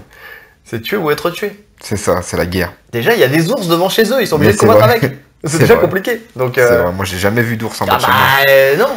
Je me serais sauvé de toute façon. J'aurais couru très vite. Il faut pas. J'ai des amis au Canada et ils m'ont dit qu'il faut pas courir. Non, il faut pas courir, il faut limite se prosterner. Enfin, ça dépend du type d'ours en plus. Non, mais on fait une digression, hein, mais ça dépend du type d'ours. Bref, c'est compliqué. Mais en tout cas, j'irai pas lutter avec, ça c'est sûr. Tu m'expliqueras ça hors caméra. Je t'expliquerai ça hors micro. Hors micro, en off. Donc voilà. Donc maintenant, la question qu'on peut se poser, c'est qui arrivera à performer et peut-être à atteindre une grosse carrière. Ouais. Et c'est là où ça devient compliqué, c'est-à-dire qu'il y a c'est là où le bas blesse. C'est là où le bas blesse. Parce qu'il y a une ère effectivement JJB. Maintenant, je sens qu'elle débute. Tu sais, c'est ce qu'on se disait nous en off tout à l'heure. C'est en train de débuter, c'est les prémices. Un renouveau. Voilà, il y a des gens qui sont en train d'ouvrir des voies là. Et je pense que ça va attirer au fur et à mesure. Mais il faut que les gens changent leur schéma. C'est-à-dire qu'il ne faut pas qu'ils restent faire 10 titres de champion du monde pour espérer aller rentrer au Jiu-Jitsu, au MMA après. Commencer le MMA à 30, 32 ans, c'est compliqué. C'est compliqué. Et en plus de ça, je pense que le sub-only, enfin tous ces différents gars-là vont faire que tu vas prendre de la médiatisation beaucoup plus vite et que ça peut t'amener au MMA beaucoup plus vite aussi. Ouais. Il y a ça. Donc parce que, par exemple, prenons le premier, Rodolfo Vieira. Je l'ai mis en premier parce que c'est le plus connu, c'est le grand champion du jiu-jitsu brésilien. Enfin, en tout cas, de tous ceux qui sont dans le MMA actuel, si, il y a Bruno Malfacine aussi. Mais Bruno Malfacine, il fait pas la même carrière, on voit qu'il gère pas la carrière de la même manière. Mais en tout cas, oui, tout pratiquant de jiu-jitsu connaît Rodolfo Vieira. Qui est Rodolfo Vieira. Le mec, il a plus rien à prouver, même quand il revient, là il est revenu sur une compète de jiu-jitsu brésilien il y a pas longtemps, il a gagné ses combats, enfin il a rien perdu de sa superbe en jiu-jitsu, là il va même faire un super fight contre Gordon Ryan qui prépare avec impatience. Ah ça va être beau ça. Donc le mec, voilà, dès qu'il sort, il a battu les plus grands et voilà, c'est le grand champion de jiu-jitsu brésilien. Là il est à 6-0. 6-0, je pense qu'il doit avoir que des soumissions.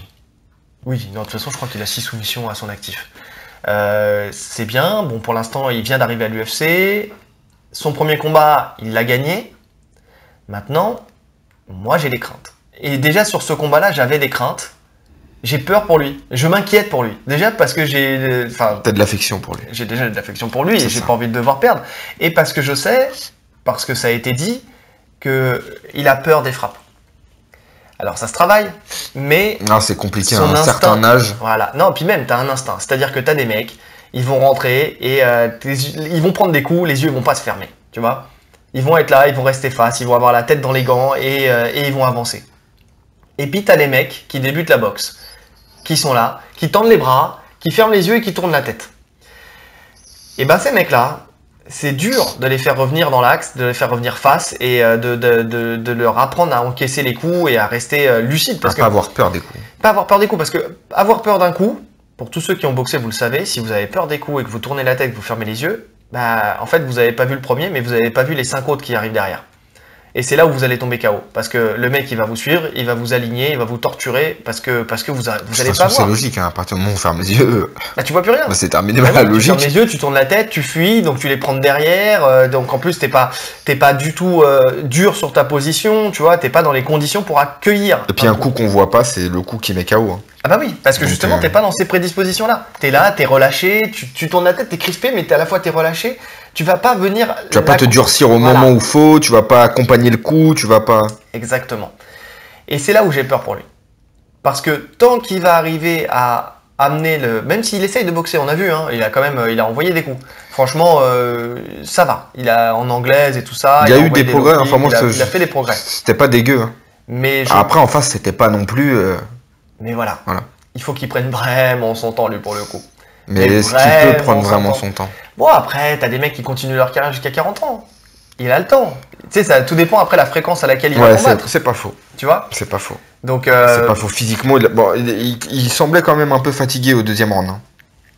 Oui, mais je pense qu'il y a aussi, tu sais, est-ce qu'on peut... Après, voilà, c'est ton premier combat à l'UFC. Donc forcément, je pense que déjà psychologiquement, ça t'entame. Est-ce qu'on peut vraiment... Regarde, tu prends Cyril Gane, on fait une parenthèse, sur son premier combat à l'UFC, bah moi je l'ai pas trouvé super impressionnant. Ouais. Le mec, c'est un boxeur taille de haut niveau, enfin en tout cas un boxeur pro, qui a battu Youssef Bouganem, Yacine Bouganem, putain, excuse-moi, Yacine Bouganem, et bah là, il a pas envoyé de coup. Enfin, tu vois, franchement, je l'ai trouvé super light dans sa boxe. Enfin, il m'a pas du tout impressionné. Après, bon, il étrangle son adversaire, certes, mais bon, en tout cas, je m'attendais pas à ça. Et je mets ça sur le compte peut-être de son premier combat à l'UFC, c'est possible. C'est vrai qu'un premier combat, c'est toujours compliqué à entamer. On verra sur le deuxième. On verra sur le deuxième. Il faut qu'il prenne confiance, il faut qu'il y aille. On verra. Mais en tout cas, c'est vrai que j'ai peur. J'ai peur pour lui. Est-ce que je le vois atteindre le top de l'UFC? Je sais pas. Il est dans quel KT? 84? Il me semble. Oui, il est en moins de 84. Rodolfo en moins de 84? Ouais. T'es pas en mode avion, toi? Vas-y, regarde. Parce que, vu son gabarit, j'ai du mal à le voir en moins de 84. Il me semble qu'il est en moins de 84. Je le vois pas dans la KT de John Jones. Le cutting. Tu le vois en moins de 93, toi? Je sais pas. Mais il est costaud, hein. C'est un beau bébé. Bon, pendant que notre cher ami Rolly cherche, Kron Gracie. Moins de 84. Moins de 84, ah, oui. Ok. Donc il est dans la KT de Adesanya, Romero. Tu dis il est costaud, Romero c'est le même, même profil. Hein. Ouais, non, mais c'est vrai Paolo Costa. C'est vrai que c'est faussé parce qu'en fait les mecs, voilà, ils font 84 le jour de la pesée. Tu prends Paolo Costa et il a pris 92, tu vois. Ah oui, non mais c'est ça. Il a pris 13 kilos. Là, je le voyais, tu voyais, c'est à quel point je l'aime. Je le voyais encore plus balèze. Ou c'est peut-être parce que on fait le même poids et que j'ai pas le même physique. Ça doit être ça aussi. Ça doit être ça. C'est peut-être ça. Je me vois gringaler à côté de lui. Kron Gracie. Kron Gracie, c'est compliqué aussi. Hein. C'est compliqué, hein. Les gens ils vont vite comprendre son jeu. Alors oui, effectivement, il a un sol extraordinaire. En fait, pendant une heure, on a parlé d'un retour en force du JB. Et on va démonter. On va tout démonter là. Il n'y en a aucun corps à la ceinture. Il n'y en a aucun. Si. Non, on va continuer. On va continuer. Kron Gracie, le problème, c'est qu'il va falloir qu'il fasse évoluer son style. Je pense que le style à l'ancienne va pas performer sur le long terme. Kron Gracie, pour le coup. Alors, Rodolfo Vieira, même si on parlait de sa boxe, l'avantage qu'il a, c'est qu'il a une puissance, tu vois. Ouais. Tu sens qu'il peut te faire mal debout. Même sans savoir vraiment bien boxer. C'est ce qu'on en revenait, où les lutteurs sont dangereux, etc. par rapport à leur punch. Kron Gracie, il va pas te faire mal debout. Il a un physique, Rodolfo Vieira, qui permet d'encaisser les coups aussi. Hein. C'est ça. C'est-à-dire que les trapèzes qu'il a, les machins, le mec, il a un physique pour encaisser les coups. Il a une mâchoire, laisse tomber, enfin bon, bref. Quand même. Kron Gracie, je pense qu'il est très physique. Hein. Je pense qu'il a une puissance de malade parce que vu ses prépas physiques. Avoir une puissance de préhension et une puissance de frappe, c'est deux choses différentes. Hein. Ouais. Après, je sais ça n'a rien à voir. J'ai pas boxé avec lui. Ce qui peut peut-être le sauver, c'est que quand même c'est un proche des Diaz. Enfin, voilà, et on voit qu'il est chacun est dans le coin de l'autre à chaque combat. Donc c'est des mecs qui ont une expérience dans le MMA, c'est des mecs qui ont fait leurs preuves, qui ont fait une carrière, donc je pense qu'ils vont savoir réajuster. Ouais, mais il faut qu'ils sortent de son schéma. C'est des mecs qui boxent depuis tout petit, les frères Diaz. Et c'est des bagarreurs. Ouais, mais je pense que Kron Gracie, c'est un bagarreur. C'est vrai que je pense que Kron Gracie... C'est un mec qui a un dur au mal, c'est un ancien skater. Voilà, il a grandi dans ce milieu. Hein. Faut pas oublier qu'il a grandi... Déjà, il a grandi... Voilà, c'est le fils Erickson. Il a grandi dans ce milieu. Il l'a un peu laissé parce que il a fait du skate pendant un moment. Les skateurs, on sait qu'ils sont durs au mal. C'est les mecs qui sont habitués à tomber, à prendre des coups, à se fracturer et tout ça. Donc je pense que déjà... C'est vrai que même mentalement, ils sont durs. Ouais. Ils sont habitués, ils ont pas peur en fait. Ils ont pas peur de se lancer d'un étage. Ils font un étage d'escalier, ils vont sauter et puis advienne que pourra. Tu vois, ils peuvent se péter une cheville, n'importe quoi, s'ouvrir le crâne, et ils ont pas peur, ils y vont. Donc voilà. Et surtout, il fait les marathons et les triathlons et les machins avec. Non mais ça joue énormément. Des triathlons, ouais. Avec les Diaz. C'est-à-dire que le mec, il a un physique. Non, mais ça, il y a aucun doute. Ça, j'en doute même pas. Niveau condition physique, c'est. Il n'y a pas de souci. Il va tenir les 5 rounds, sans problème. Mais sans problème, ça c'est sûr. Par contre, est-ce qu'il va pas devoir au bout d'un moment lâcher son objectif de faire du MMA JJB à l'ancienne pour garder vraiment son sol, parce que l'idée c'est, si on dit que le jiu-jitsu revient en force, c'est pas pour qu'il fasse du MMA comme les autres, mais changer sa stratégie du j'envoie des coups à distance pour rentrer dans les jambes. Mais à la fois, c'est ce qui marche pour Demian Maia. Demian Maia, il rentre sur un single leg, il passe dans le dos, il étrangle. Oui. Et là, quand on regarde, son objectif, ça a été de faire du Demian Maia une fois qu'il est au contact. Il est passé dans le dos, il a étranglé. Non, mais moi, je pense que Kron va garder son style. Il est pas tout jeune non plus, hein. Je le vois pas changer de style maintenant. Je le vois garder son style. Maintenant, le problème, c'est comme pour Demian Maia, en fait. Qu'est-ce qui se passe si vraiment t'arrives pas à emmener la personne au sol? Le problème, il est là. Ouais. Donc c'est pour ça que j'ai hâte de voir son deuxième combat, de voir comment ça va évoluer, de voir... Après, il aura peut-être moins peur de tirer la garde. Parce que ça a fait ses preuves. Enfin, il a déjà gagné des combats. On sait qu'il peut placer un triangle et tout ça sans problème. Mais même tirer la garde, c'est compliqué, hein. C'est compliqué de tirer la garde en MMA. Bah, il a un style... Tu peux pas t'asseoir, l'arbitre va te relever. Il y a un style qui revient aussi au goût du jour et dont on n'a pas parlé, c'est les mecs qui se font coller à la cage et qui en profitent pour tirer la garde. En fait, c'est le seul moment où tu peux tirer la garde. Ouais. Et lui, je sais qu'il l'a fait quand il était au Rising. Il utilisait ça. Ryan Hall l'utilise aussi. Mais tu vois, ça veut dire que tu vas devoir utiliser ton sol en étant contre la cage. Contre le nouveau style, quand on parlait du début des mecs un peu du Daghestan, même des lutteurs, de tous les lutteurs finalement qui sont adaptés à ce jeu, qui te ramènent volontairement contre la cage. Oui, mais si tu le travailles à l'avance. Si tu apprends à prendre de la distance sans prendre de coups. C'est-à-dire si tu sais toi aussi... Mais tu peux pas prendre de distance quand t'es contre la cage. C'est ça la différence. Si, tu peux te glisser, tu peux utiliser tes pieds, tu peux repousser, te tourner. Tu sais, tu peux même essayer de te glisser en dessous, tu sais, pour amener le combat à faire en sorte que tes jambes soient au niveau de la cage. Tu vois, venir chercher la cuisse en contrôlant bien le haut du corps. Tu viens chercher, tu fais pivoter petit à petit. Je pense que si les mecs travaillent ça, c'est que, on va pas se mentir, tout est une question d'évolution. Les mecs qui ont commencé à travailler contre la cage et à bloquer, il y aura forcément le contre à un moment donné. Ben voilà. Donc il faut pas se fermer à ça. Je pense que c'est faisable. Il suffit juste de le travailler à l'entraînement. Tu vois, et de trouver la solution pour. D'arriver à prendre un peu de distance, petit à petit, tu vois, tu vas grappiller pour faire en sorte que tu ne sois plus collé à la cage. Davy Ramos, il a réussi quand même à sortir du dos à la cage. Le truc, c'est que la phase au sol, enfin le moment où il s'est réveillé un petit peu, c'était vraiment trop proche de la fin du combat. Mais il a réussi à pas rester bloqué à la cage. Est-ce que s'il avait pas tiré la garde dès le début, il l'aurait pas soumis? Peut-être. On ne sait pas. On le saura jamais. Il a voulu boxer. Il a voulu boxer, mais parce que dans son style, il a un style aussi où il a une putain de lutte. Davy Ramos fait partie de ceux qui ont une des meilleures luttes du circuit. Ah, mais pas assez bonne. Pas assez bonne pour un très bon lutteur. Non, mais je suis pas d'accord, parce qu'à la fois, Islam, il l'a pas ramené de lui-même. Hein. Mais il a pas voulu. Pourquoi? C'est un très bon boxeur, Islam. Ouais, mais il a tenté, et franchement, ça a été bien contré par Davy Ramos. Ils se sont annihilés un petit peu en lutte quand tu regardes le combat. Je l'ai vu une fois, mais ils se sont annihilés. Et quand tu regardes le... Ouais, peut-être que s'il avait réussi à l'amener... Enfin, si ça avait été dans cette configuration-là plus tôt, s'il n'avait pas été sonné... Parce qu'il a pris le knockdown. Hein. Ouais, c'est ça, c'est parce qu'il a été sonné. En fait, c'est même pas une amenée au sol, c'est parce qu'il prend... dans l'action, il s'est un peu précipité. Je sais pas, il a vu le dernier round, il s'est un peu précipité. Qu'il était cramé. Il est rentré, voilà. Un physique comme ça demande énormément d'énergie. Oui, c'est ça. Donc, à voir. Je pense qu'il y a un jeu qui va se travailler là-dessus. Comme on dit, on est au début de tout, donc vraiment, il faut laisser la chance au produit, comme on dit. Exactement. Mais en tout cas, Kron Gracie, ouais, il a l'endurance pour pouvoir tenir un mec, limiter le nombre de frappes, et puis mettre un triangle. Ce qu'il a déjà fait, mettre des triangles. De toute façon, Kron Gracie, je pense que son prochain combat, là, s'il le remporte assez facilement, il va monter très vite. Ouais. Il va demander un combat important. Oui, déjà, il a le nom pour. Oui. Quand tu t'appelles Gracie et t'es le fils de Erickson, tu peux demander n'importe qui. Et puis, non, je pense qu'il va monter vite. Il comprend que là, maintenant, il faut accélérer. Ouais, mais c'est pour ça. Je pense qu'on va voir. En fait, tout dépend de comment ça va évoluer. Mais il y a des ajustements à faire dans son style, je pense. En tout cas. Et il y aura pour tous, de toute façon, des ajustements à faire. Bon, ensuite, Ryan Hall. On va passer rapidement. Je pense qu'il est vieux. C'est un des plus vieux, je pense, dans le... Peut-être Demian Maia, le plus vieux. Ah non, Demian Maia, oui, mais Demian Maia, il a déjà fait sa carrière. C'est pour ça que je l'ai mis à la fin, que je l'ai mis entre parenthèses. Lui, il a déjà fait sa carrière et il a déjà prouvé les choses. Probablement un des plus vieux. C'est un des plus vieux, et puis, ouais... En tout cas, un de ceux qui a le plus de combats. Faut voir. En tout cas, là, il est sur une série de victoires. Peut-être que... Ouais, mais c'est pas des... C'est pas des grands noms.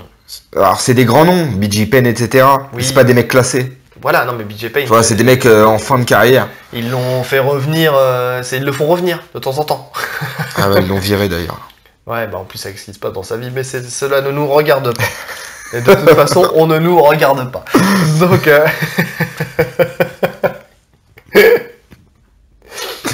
Mackenzie Dern, chez les féminines, je la vois prendre une ceinture. Non. Non, tu la vois pas? Non. Alors, potentiellement un peu. Je regarde les combats des féminines, mais je ne connais pas bien les rosters, les KT. Elle est dans quel KT? C'est une bonne question. Eh bah voilà. Écoute, j'ai pris les palmarès, j'ai pris les noms, j'ai pas regardé les KT. C'est vrai. Ah, mais ça change tout. Mais parce que j'ai parlé Jiu-Jitsu, on n'est pas là pour parler UFC, hein, à la base. C'est pas faux. Donc on parlait de style, on parlait de tout ça. Mais dans son style, moi, potentiellement, je la vois peut-être prendre une ceinture. Dans le sens où, effectivement, en boxe, elle a même prouvé qu'en boxe, elle y allait, qu'elle avait pas peur de prendre des coups. Faut pas oublier que c'est chez les féminines. Chez les féminines, bon, il y a des meufs qui sont balèzes, hein, on va pas se mentir. En fait, disons que le top 5... Le top est dur. Le top 5 est solide. Après, c'est très, entre guillemets, très facile, entre guillemets, hein, d'accéder au top 5, de monter jusqu'au top 5. C'est ça. Et après, ça se joue, t'as une ou deux, en général, t'as une ou deux filles par KT qui vraiment sont là. Qui règnent sur la KT. Une. Parce que tu prends Nunes, par exemple, on a compris que ça va être très dur de la détrôner. Nunes, ça va être compliqué. Elle a battu tout le monde. Elle a battu tout le monde. Elle a battu tout le monde. Il lui reste quoi? 2 rangs d'amis et Shevchenko à rebattre. Mais bon, après, donc quel KT? Poids paille, mais... Ah, poids paille. Je sais pas c'est qui, donc... Qu'est-ce que c'est poids paille? Poids cocktail. Par contre, on n'est pas des spécialistes des catégories de poids, des trucs comme ça. Bon, bref, je trouve pas. Bref, passons, c'est que sa carrière n'est pas encore assez lancée. C'est ça. Donc, en tout cas, potentiellement, elle a un style qui est atypique, elle a une grosse réussite sur ses soumissions. Franchement, potentiellement, chez les féminines, moi je peux la voir en tout cas monter très haut, et pourquoi pas, si elle fait évoluer son jeu aussi et évoluer sa boxe. Faut pas oublier que c'est une guerrière. Hein. Elle, c'est la seule qui a réussi à sweeper par exemple Gabi Garcia. C'était l'adversaire la plus coriace face à Gabi Garcia, alors qu'elle fait le double de Mackenzie. Bah, c'est la KT de... C'est la KT de qui? Ah, c'est un souci. C'est la KT de qui? C'est où Weili Zhang vient de prendre la ceinture. L'asiatique Weili Zhang, qui vient de mettre KO Jessica Andrade. C'est la KT, pour moi c'est une KT de folie. Rosna Majunas, Joanna Jedrzejczyk, c'est... Bon, alors... C'est compliqué quand même. On verra. On verra. En tout cas, elle a un style qui peut lui permettre d'aller haut. Jusqu'au top 5. Jusqu'au top 5. Après on avisera, mais après, elle a le temps d'évoluer. Elle aussi, elle débute dans le MMA. Et c'est une vraie compétitrice. Donc, faut voir. Et puis après, il faut voir aussi avec la naissance d'un enfant. Ça ne joue pas. Enfin, t'as beaucoup de combattantes qui ont des enfants et tout ça, mais... Non, ça fait un peu misogyne ce que je suis en train de dire. Mais, non, mais c'est vrai, de toute façon. Dépend en fait comment elle est accompagnée dans son environnement. Mais même psychologiquement, même un homme par exemple, en tant que... Bon, c'est un peu différent, mais pour une femme, ça doit être encore plus marquant. Ta mentalité doit changer, tu vois, quand t'as un enfant. Ouais, t'as peut-être plus de crainte, plus de... J'en sais rien. Puis tu ne penses plus qu'à toi. Bah c'est ça, t'as plus d'occupation. Bienvenue chez les maternelles. Exactement. Bon, passons. Davy Ramos. On a beaucoup parlé de lui. On a beaucoup parlé de lui. Saoulé, là. Voilà. Oh, il m'a saoulé, lui. Gary Tonon, Dylan Dennis. Je vais les mettre dans le même panier, entre guillemets les deux, parce que c'est un peu les deux jeunes qui débutent dans le MMA et qui ont à peu près le même style, qui ont une lutte et la clé de talon. Et Gary Tonon, ouais, moi je le vois bien déjà évoluer, faire son bonhomme de chemin et pourquoi pas monter très très haut, parce que déjà en plus le mec est très bien accompagné. Bah, potentiellement pour moi c'est vraiment celui qui peut aller le plus loin. Ouais, parce que bon, il a une putain de lutte, chaque sortie il travaille sa boxe. En fait, il cherche pas à se mettre tout de suite, il teste sa boxe. C'est ça. Il prend de l'expérience. Tu sens que le mec est vraiment intelligent dans son combat en fait. Il pourrait amener au sol tout de suite et soumettre. C'est ça. Il pourrait, hein, là, le niveau des adversaires qu'il affronte lui permet de faire ça. Ouais. Et pourtant, à chaque fois, il teste sa boxe. C'est pas dégueu. On sent qu'à chaque combat, il progresse. Oui, et puis dès qu'il est en danger, boum, il descend, il a une lutte qui est tellement exceptionnelle, une souplesse dans sa lutte. D'ailleurs, c'est marrant parce qu'elle me fait pas penser à une lutte des lutteurs américains, mais plus lutteurs des pays de l'Est. C'est marrant, c'est une lutte qui est très en souplesse, et puis surtout, il s'en sert pour rentrer dans les jambes, il s'en sert pour, quand je dis rentrer dans les jambes, c'est pour attaquer ses clés de jambes. Il a une transition lutte-soumission qui est exceptionnelle. En fait, c'est non académique, ça vient de nulle part. Quand il lance quelque chose, ça vient de nulle part. C'est ça qui est fort avec lui. C'est qu'il a des transitions de malade. C'est vraiment, il a une vraie souplesse, une vraie intelligence et tout ça. C'est très difficile de contrer ses entrées.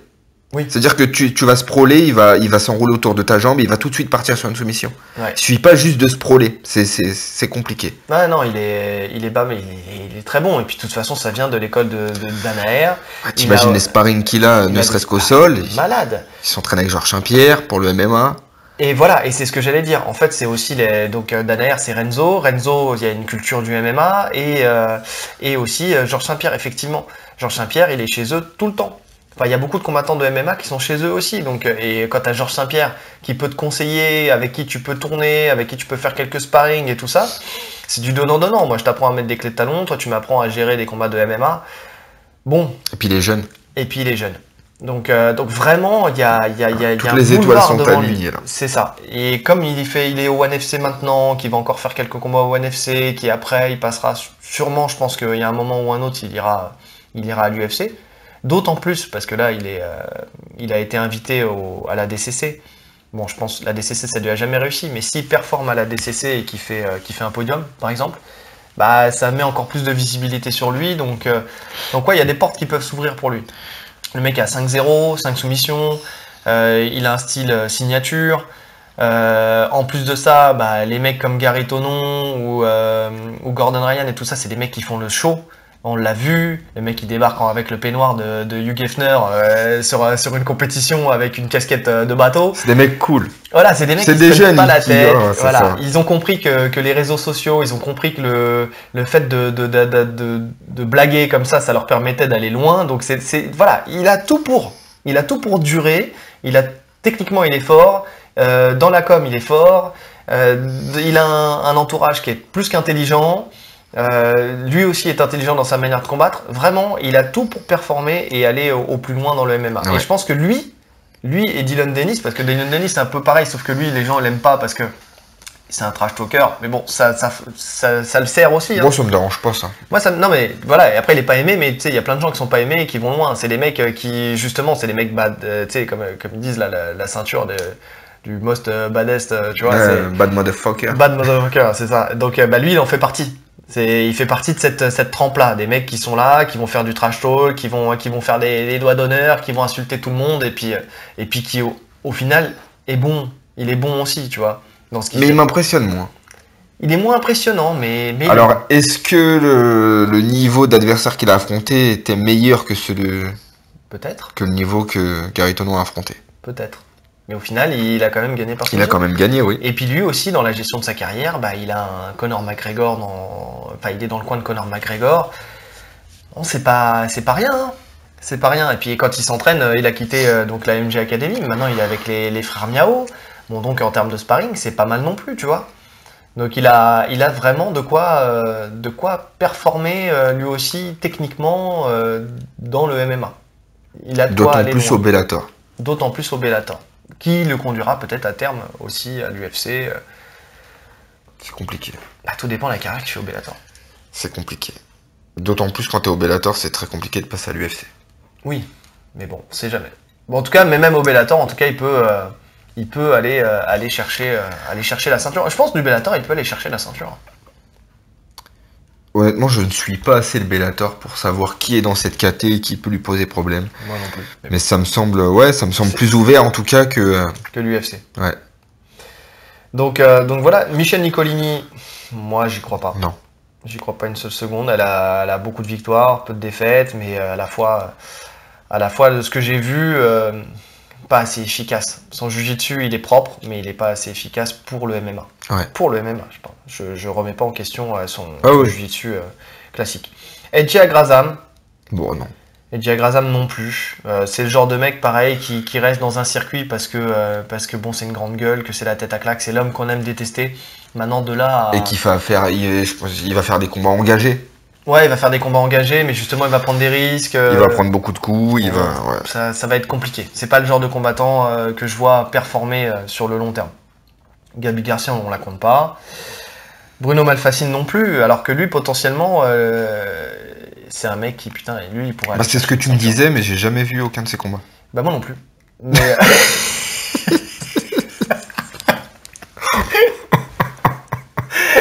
non mais je me fie sur ce que j'ai entendu de lui, tu vois, c'était... Oh quel tocard. Le mec il est à 3-0, donc c'est pas rien. Au Brave, c'est pas une petite organisation, c'est pas la meilleure, mais c'est pas une petite organisation. C'est une bonne organisation, le Brave. Bah oui, c'est une bonne organisation. Et en fait, ce que je te disais, en fait, il a commencé sur une espèce de télé-réalité sur des mecs qui faisaient la transition MMA, enfin, du Brésil MMA, avec Rodolfo Vieira. Et en gros, ce qui était dit, c'était que, et puis j'ai entendu sur différents podcasts aussi, je m'informe, même si j'ai pas vu ses combats, j'ai pas eu le temps. Donc j'ai, comment dire, la télé-réalité. Voilà, il a pas peur des coups. Il a pas peur des coups, et il était dit durant cette télé-réalité que le mec était fait pour ça. Enfin, que quoi qu'il fasse, de toute façon, c'était un combattant. Le mec est X fois champion du monde. Il a un orgueil de malade. Il a un orgueil de compétiteur. On l'a vu là sur le dernier championnat du monde quand il perd. Il a fait son espèce de crampe là, il tend la main et il se recoiffe. Bon, le mec il aime pas ça, il aime pas perdre, c'est un compétiteur. Il a la haine, il a les dents longues et il a pas peur de la frappe et il a progressé en boxe beaucoup plus vite que Rodolfo Vieira. Et en plus, c'est une petite catégorie. Et dans les petites catégories, on sait aussi que c'est peut-être moins chargé. Enfin, non, pas moins chargé, mais tu peux te faire des places peut-être plus faciles. Ah, moi je pense l'inverse. Hein. Ah ouais? Ah bah oui. Plus tu montes, moins... Non mais attention, que plus tu montes, tout dépend... plus tu montes, oui, quand t'es chez les lourds. Mais on va dire que là où c'est le plus dur, c'est 71, 77, 84. Il est en quel caté Bah, toi, ouais, ça doit être un poids très léger. Mais c'est un poids très léger, je crois que dans le jiu-jitsu brésilien, c'était la plus petite caté. Donc ouais, il est léger. C'est possible. C'est possible. C'est des catés qui sont très explosifs. Il est très explosif. Il a un sol de malade. Il a un style atypique. Et en plus de ça, il n'a pas peur de la boxe et il a donc une progression en boxe qui peut être très, très importante. Mais il n'est pas jeune. C'est là où le bas blesse. Ouais. Et de toute façon, il a fait que 3-0, donc je suis même pas sûr qu'il ait parce vraiment qu'il continue en plus. sa carrière. Parce que comme il a refait les championnats du monde de jiu-jitsu brésilien, je ne sais pas s'il a continué ou pas. Donc, on met une parenthèse sur lui. Donc voilà quoi. Effectivement, là pour l'instant, quand on regarde, effectivement, il y a une ouverture là sur le jiu-jitsu brésilien. Il y a vraiment quelque chose qui est en train de se créer, mais il va falloir laisser le temps. Laisser le temps au temps. Faire les quelques réglages nécessaires. C'est ça. Et puis attirer aussi des jeunes qui sont forts et qui peuvent performer dans le MMA. Ouais. C'est vraiment ça. Les attirer très tôt. C'est des attirer très tôt. Mais je pense que ça va se faire. Je pense qu'il y en a plein qui vont arriver, qui vont soit gagner quelques gros tournois. En fait, la visibilité sera plus rapide, je pense.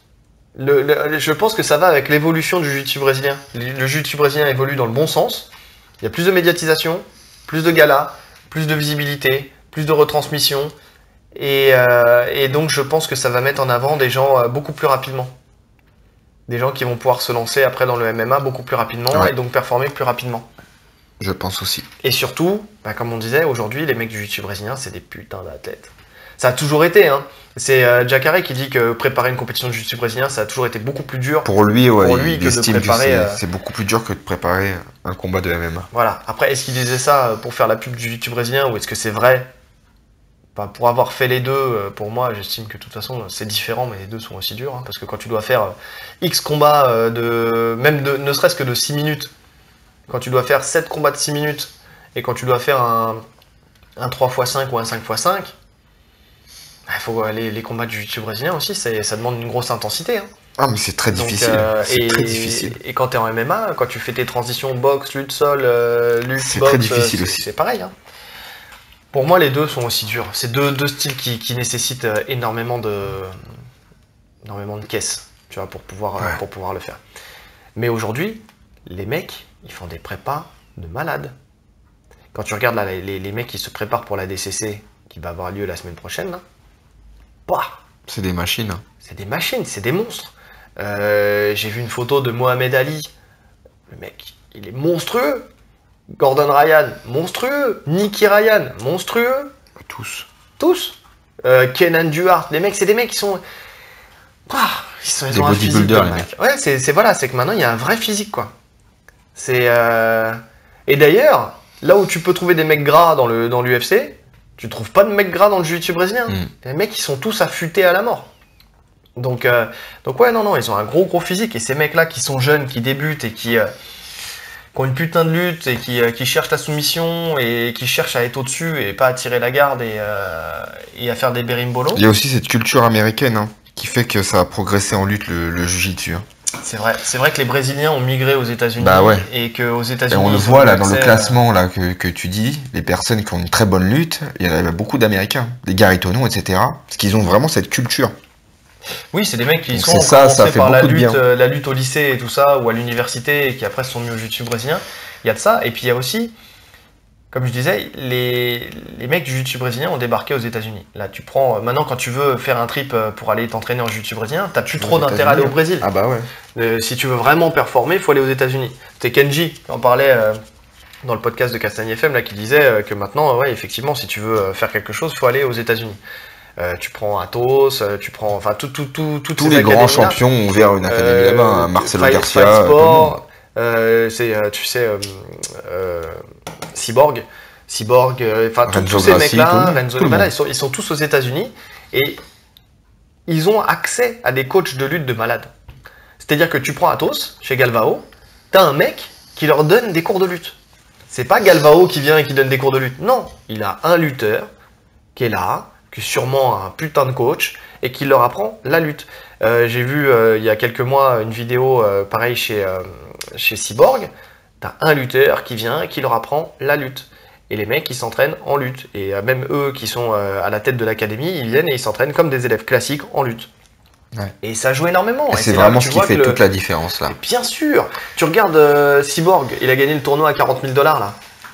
Mais c'est grâce à ça en grande partie. Ouais. Ça a vraiment été si on devait résumer vraiment ce qu'on vient de dire, c'est vraiment le changement pour moi le plus marquant par rapport au jiu-jitsu d'avant, c'est la lutte. C'est ça. C'est-à-dire que effectivement, la lutte reste peut-être le style qui détermine l'issue d'un combat, mais quand tu rajoutes en plus un niveau international de plus haut niveau au sol.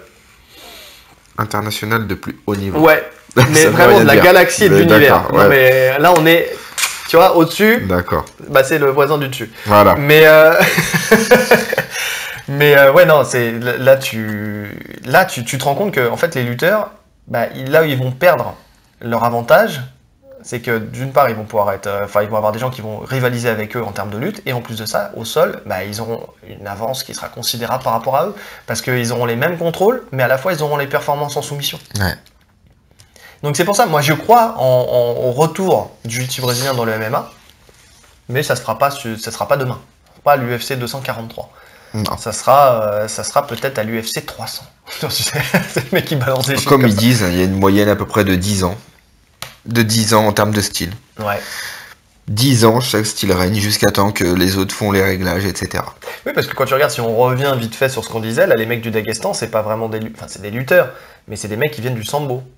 Et le sambo, c'est un peu... ça s'apparente quand même un peu au jiu-jitsu brésilien. C'est plus proche d'un jiu-jitsu brésilien avec de la lutte que d'un judo jiu-jitsu traditionnel. C'est dur à définir, c'est vraiment un style particulier.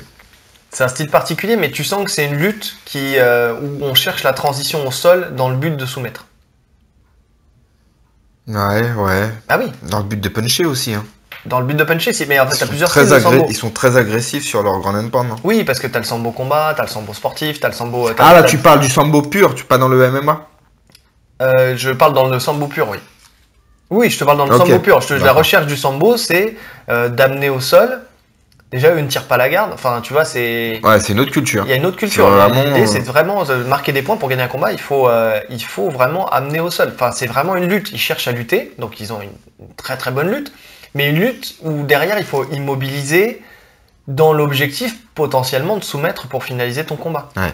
Contrairement à un lutteur qui va chercher à t'immobiliser pour essayer de te mettre les épaules sur le dos ou juste de te faire tourner pour marquer un point. Oui, ils ont les soumissions en plus. Ils ont tout le jeu de la lutte avec les soumissions en plus. C'est ça. Donc ça s'apparente plus à du jiu-jitsu brésilien, entre guillemets. Enfin, en tout cas, c'est plus dans avec une autre mentalité, mais oui. les familles par rapport au judo Newaza, ou même s'il y a la soumission qui revient un peu dans le judo, mais ça a quand même été perdu pendant longtemps, tu vois, le jiu-jitsu Newaza et tout ça. Donc ouais, c'est pour ça. Et je pense que, en fait, la nouvelle ère, c'est peut-être pas le jiu-jitsu brésilien, c'est peut-être pas le sambo, mais c'est peut-être, c'est lutte à la soumission, quoi. Donc ouais, si on peut-être pas mettre de grandes cases comme ça, enfin peut-être pas mettre de petites cases, mais une grande case qui serait des mecs qui cherchent à amener au sol dans l'objectif de maintenir et de soumettre. Parce que quand tu regardes Nurma, il cherche à soumettre. Hein. Il cherche à soumettre à chaque fois. De plus en plus. Enfin, il y a eu une période où il contrôlait, et puis il frappait, et puis voilà, c'était une punition. Mais maintenant, il se prend plus la tête, il cherche à prendre le dos, à étrangler. Il a tellement facilement le dos en plus. Bah oui. Donc là, ces derniers combats, il a fait que ça. Hein. Bah, je sais que McGregor, il l'a étranglé comme ça. Dustin Poirier, il l'a étranglé comme ça. Il cherche à venir, à rentrer, à prendre le dos et à soumettre. Il sait qu'il lui reste plus beaucoup de combats, il veut les finir vite. C'est ça. Mais ouais, en prenant le moins de risque possible. Mais il a raison, c'est intelligent. Mais donc effectivement, je pense qu'il y a cette nouvelle vague qui arrive. Et en plus de ça, là, les mecs du jiu-jitsu brésilien, ils arrivent avec une fournée de clés de jambes et de clés de talons qui fait aussi une différence. Ouais. Qui fait qu'ils vont de nouveau être dangereux, entre guillemets, sur le dos. Ouais. Et tout le monde s'y met, hein, même ceux qui s'y mettaient pas. Enfin, tu vois, récemment, il y a eu qui je crois que c'est Pena, il y avait Romulo Barral, Bouchécha, enfin, ils vont tous chez Danaher. Oui, j'ai vu le... Ouais, ils vont tous chez Danaher pour apprendre les clés de talon. Mais ils savent que c'est l'avenir. Tout le monde le voit, tout le monde le sent. Il y en a plein qui se sont voilés la face pendant longtemps, mais l'avenir a été de notre côté. Non, ça vient, c'est vraiment la suite logique là. En tout cas là, c'est devenu normal, c'est la norme. Les clés de talon, c'est la norme. Ouais. Donc voilà. Donc on peut dire que ça vient. Il y a un balbutiement, là, il y a un début d'étincelle, et puis on va attendre de voir si ça prend feu, quoi. Et j'ai hâte de voir ça, de redorer un peu le blason du jiu-jitsu dans le terme du MMA. Et peut-être que ça fera évoluer le règlement aussi. Peut-être que tu pourras plus. Tu sais, dans le jugement, ouais, non. Parce qu'ils veulent quand même. J'en doute. Ouais. C'est vrai qu'ils veulent privilégier. Et c'est là où tu vois qu'ils veulent privilégier les Américains, entre guillemets. Hein. Bah, c'est dans leur intérêt, hein. Ouais. C'est dans leur intérêt. Le public est américain, une grande partie du public. Oui, mais de moins en moins. Enfin, en tout cas, ça se. Mais leur cible pay-per-view, ça reste les États-Unis. Ouais. Donc voilà, quoi. Mais en tout cas, j'ai hâte de voir la suite. J'ai hâte de voir comment ça va évoluer. Mais ouais, bah écoute, on en reparle dans un an. Je pense que ça va aller vite. Hein. D'ici un an, déjà, on verra des... Ouais, on verra des débuts. Ouais, bah déjà, on va voir la suite de la carrière de ces gens-là. C'est ça. Et puis ouais, ça pourrait être l'occasion de faire un épisode bilan. L'épisode 111. Épisode bilan de comment a évolué... Au rythme où on va, dans un an, ça sera l'épisode 12 ou 13. Oui, c'est possible. Oui, d'ailleurs, en parlant de ça, excusez-nous, hein, c'est vrai on sait qu'il y a quelques personnes qui nous écoutent. Je précise. Quelques-unes, 5. Ouais, il y en a quelques 5, 6. Non, vous êtes quand même un petit peu nombreux à nous écouter. Et on vous en remercie d'ailleurs. On sait que vous attendez. Souvent, il y en a certains quand je mets une petite story qui dit que je suis en train de préparer le nouveau podcast. Il y en a plein qui sont en train qui se plaignent entre guillemets de ne pas avoir eu plus de podcasts et qu'il n'y ait pas plus de fréquences. La raison, elle est toute simple, c'est que on n'est pas professionnel dans cet exercice. On a chacun notre métier.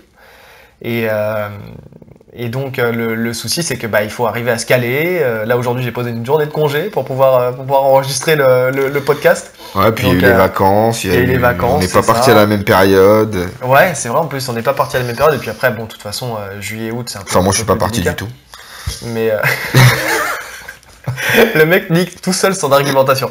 Mais non, mais c'est vrai. Non, mais en tout cas, c'est assez compliqué de pouvoir se caler. Vu qu'on est deux aussi, il faut qu'on arrive à se caler pour qu'on puisse enregistrer. Donc c'est pour ça qu'on s'est basé. Au début, on était parti sur deux par mois. Après, on est resté sur un par mois. On arrive déjà, on a dépassé les 10 épisodes, on est à l'épisode 11, c'est déjà pas mal. Là, c'est déjà bien. C'est déjà pas mal. Alors, je vous ferai pas l'affront de vous mettre saison 2, parce que... non, on peut pas parler de saison. Bah non. On aurait un débit régulier, je dis pas, mais là, non, saison 2, ça serait présomptueux de notre part. Peut-être qu'un jour, si jamais vous êtes nombreux à nous écouter, à vous abonner et qu'on performe, on aura peut-être des sponsors, on aura peut-être des trucs comme ça, et puis on pourra peut-être faire que ça.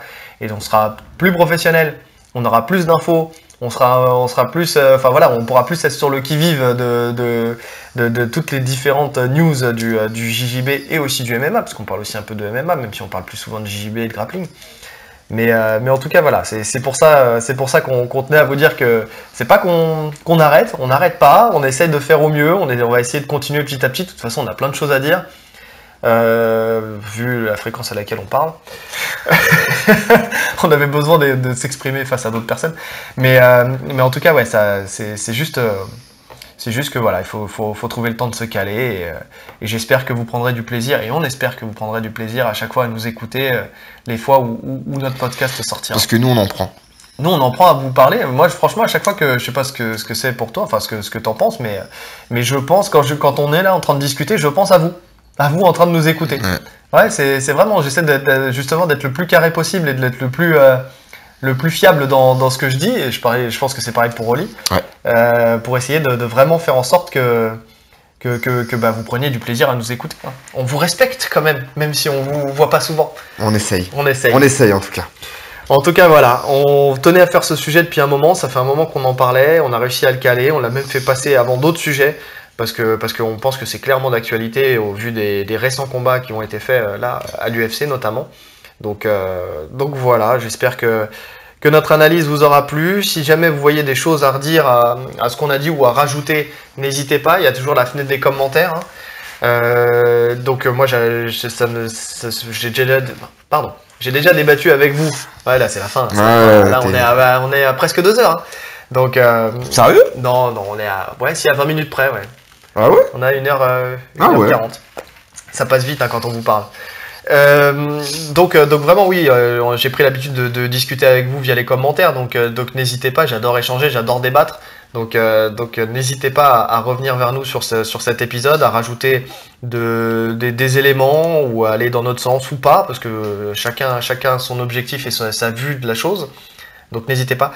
Abonnez-vous, likez sur SoundCloud, sur YouTube, Tatami Connexion. Et puis, comme ils disent, appuyez sur la petite cloche aussi pour avoir les notifications à chaque fois qu'un nouvel épisode sort. Exactement. Comme ça, vous le ratez pas. Et puis voilà. On en sort tellement peu, faudrait pas les rater quand même. Bah non, quand même. Quand même. Bah, ce qui est bien, c'est que vous avez le temps quand même de l'écouter avant le prochain. Vous n'allez pas rater un épisode, y a pas de souci. Donc voilà, on essaie de se voir dans un mois. Ouais, on dit ça. On a des sujets dans la besace, on verra lequel on choisit, et puis on verra l'actualité qu'il y aura. Ouais. Peut-être parler d'ADCC, on sait pas, on verra. Là, en fonction de ce qui se passe là-bas, ça peut être intéressant. Voilà, en fonction de quelqu'un qui pourrait nous donner ses codes, ses codes Flow Grappling. On est un peu en galère là. Ouais, voilà, c'est comme je vous dis, on n'a pas de sponsor. Sponsorisez-nous avec des codes Flow Grappling, et comme ça, en privé, et comme ça, on pourra regarder la DCC, même pas en direct, en décalé, en différé, et puis comme ça, en différé, et puis comme ça, on pourra faire un vrai débrief, n'hésitez pas. Donc voilà, ou sinon si vous voulez nous payer un billet pour aller directement sur place, n'hésitez pas. Moi je suis preneur. Je suis preneur. Ouais. On fera que ça, c'est pas des vacances, on sera très professionnel. Bon, il nous reste plus qu'à vous souhaiter une bonne journée. Ou une bonne soirée. En fonction de l'heure à laquelle vous nous écoutez. Et on vous dit à la prochaine. À la prochaine. Salut. Salut.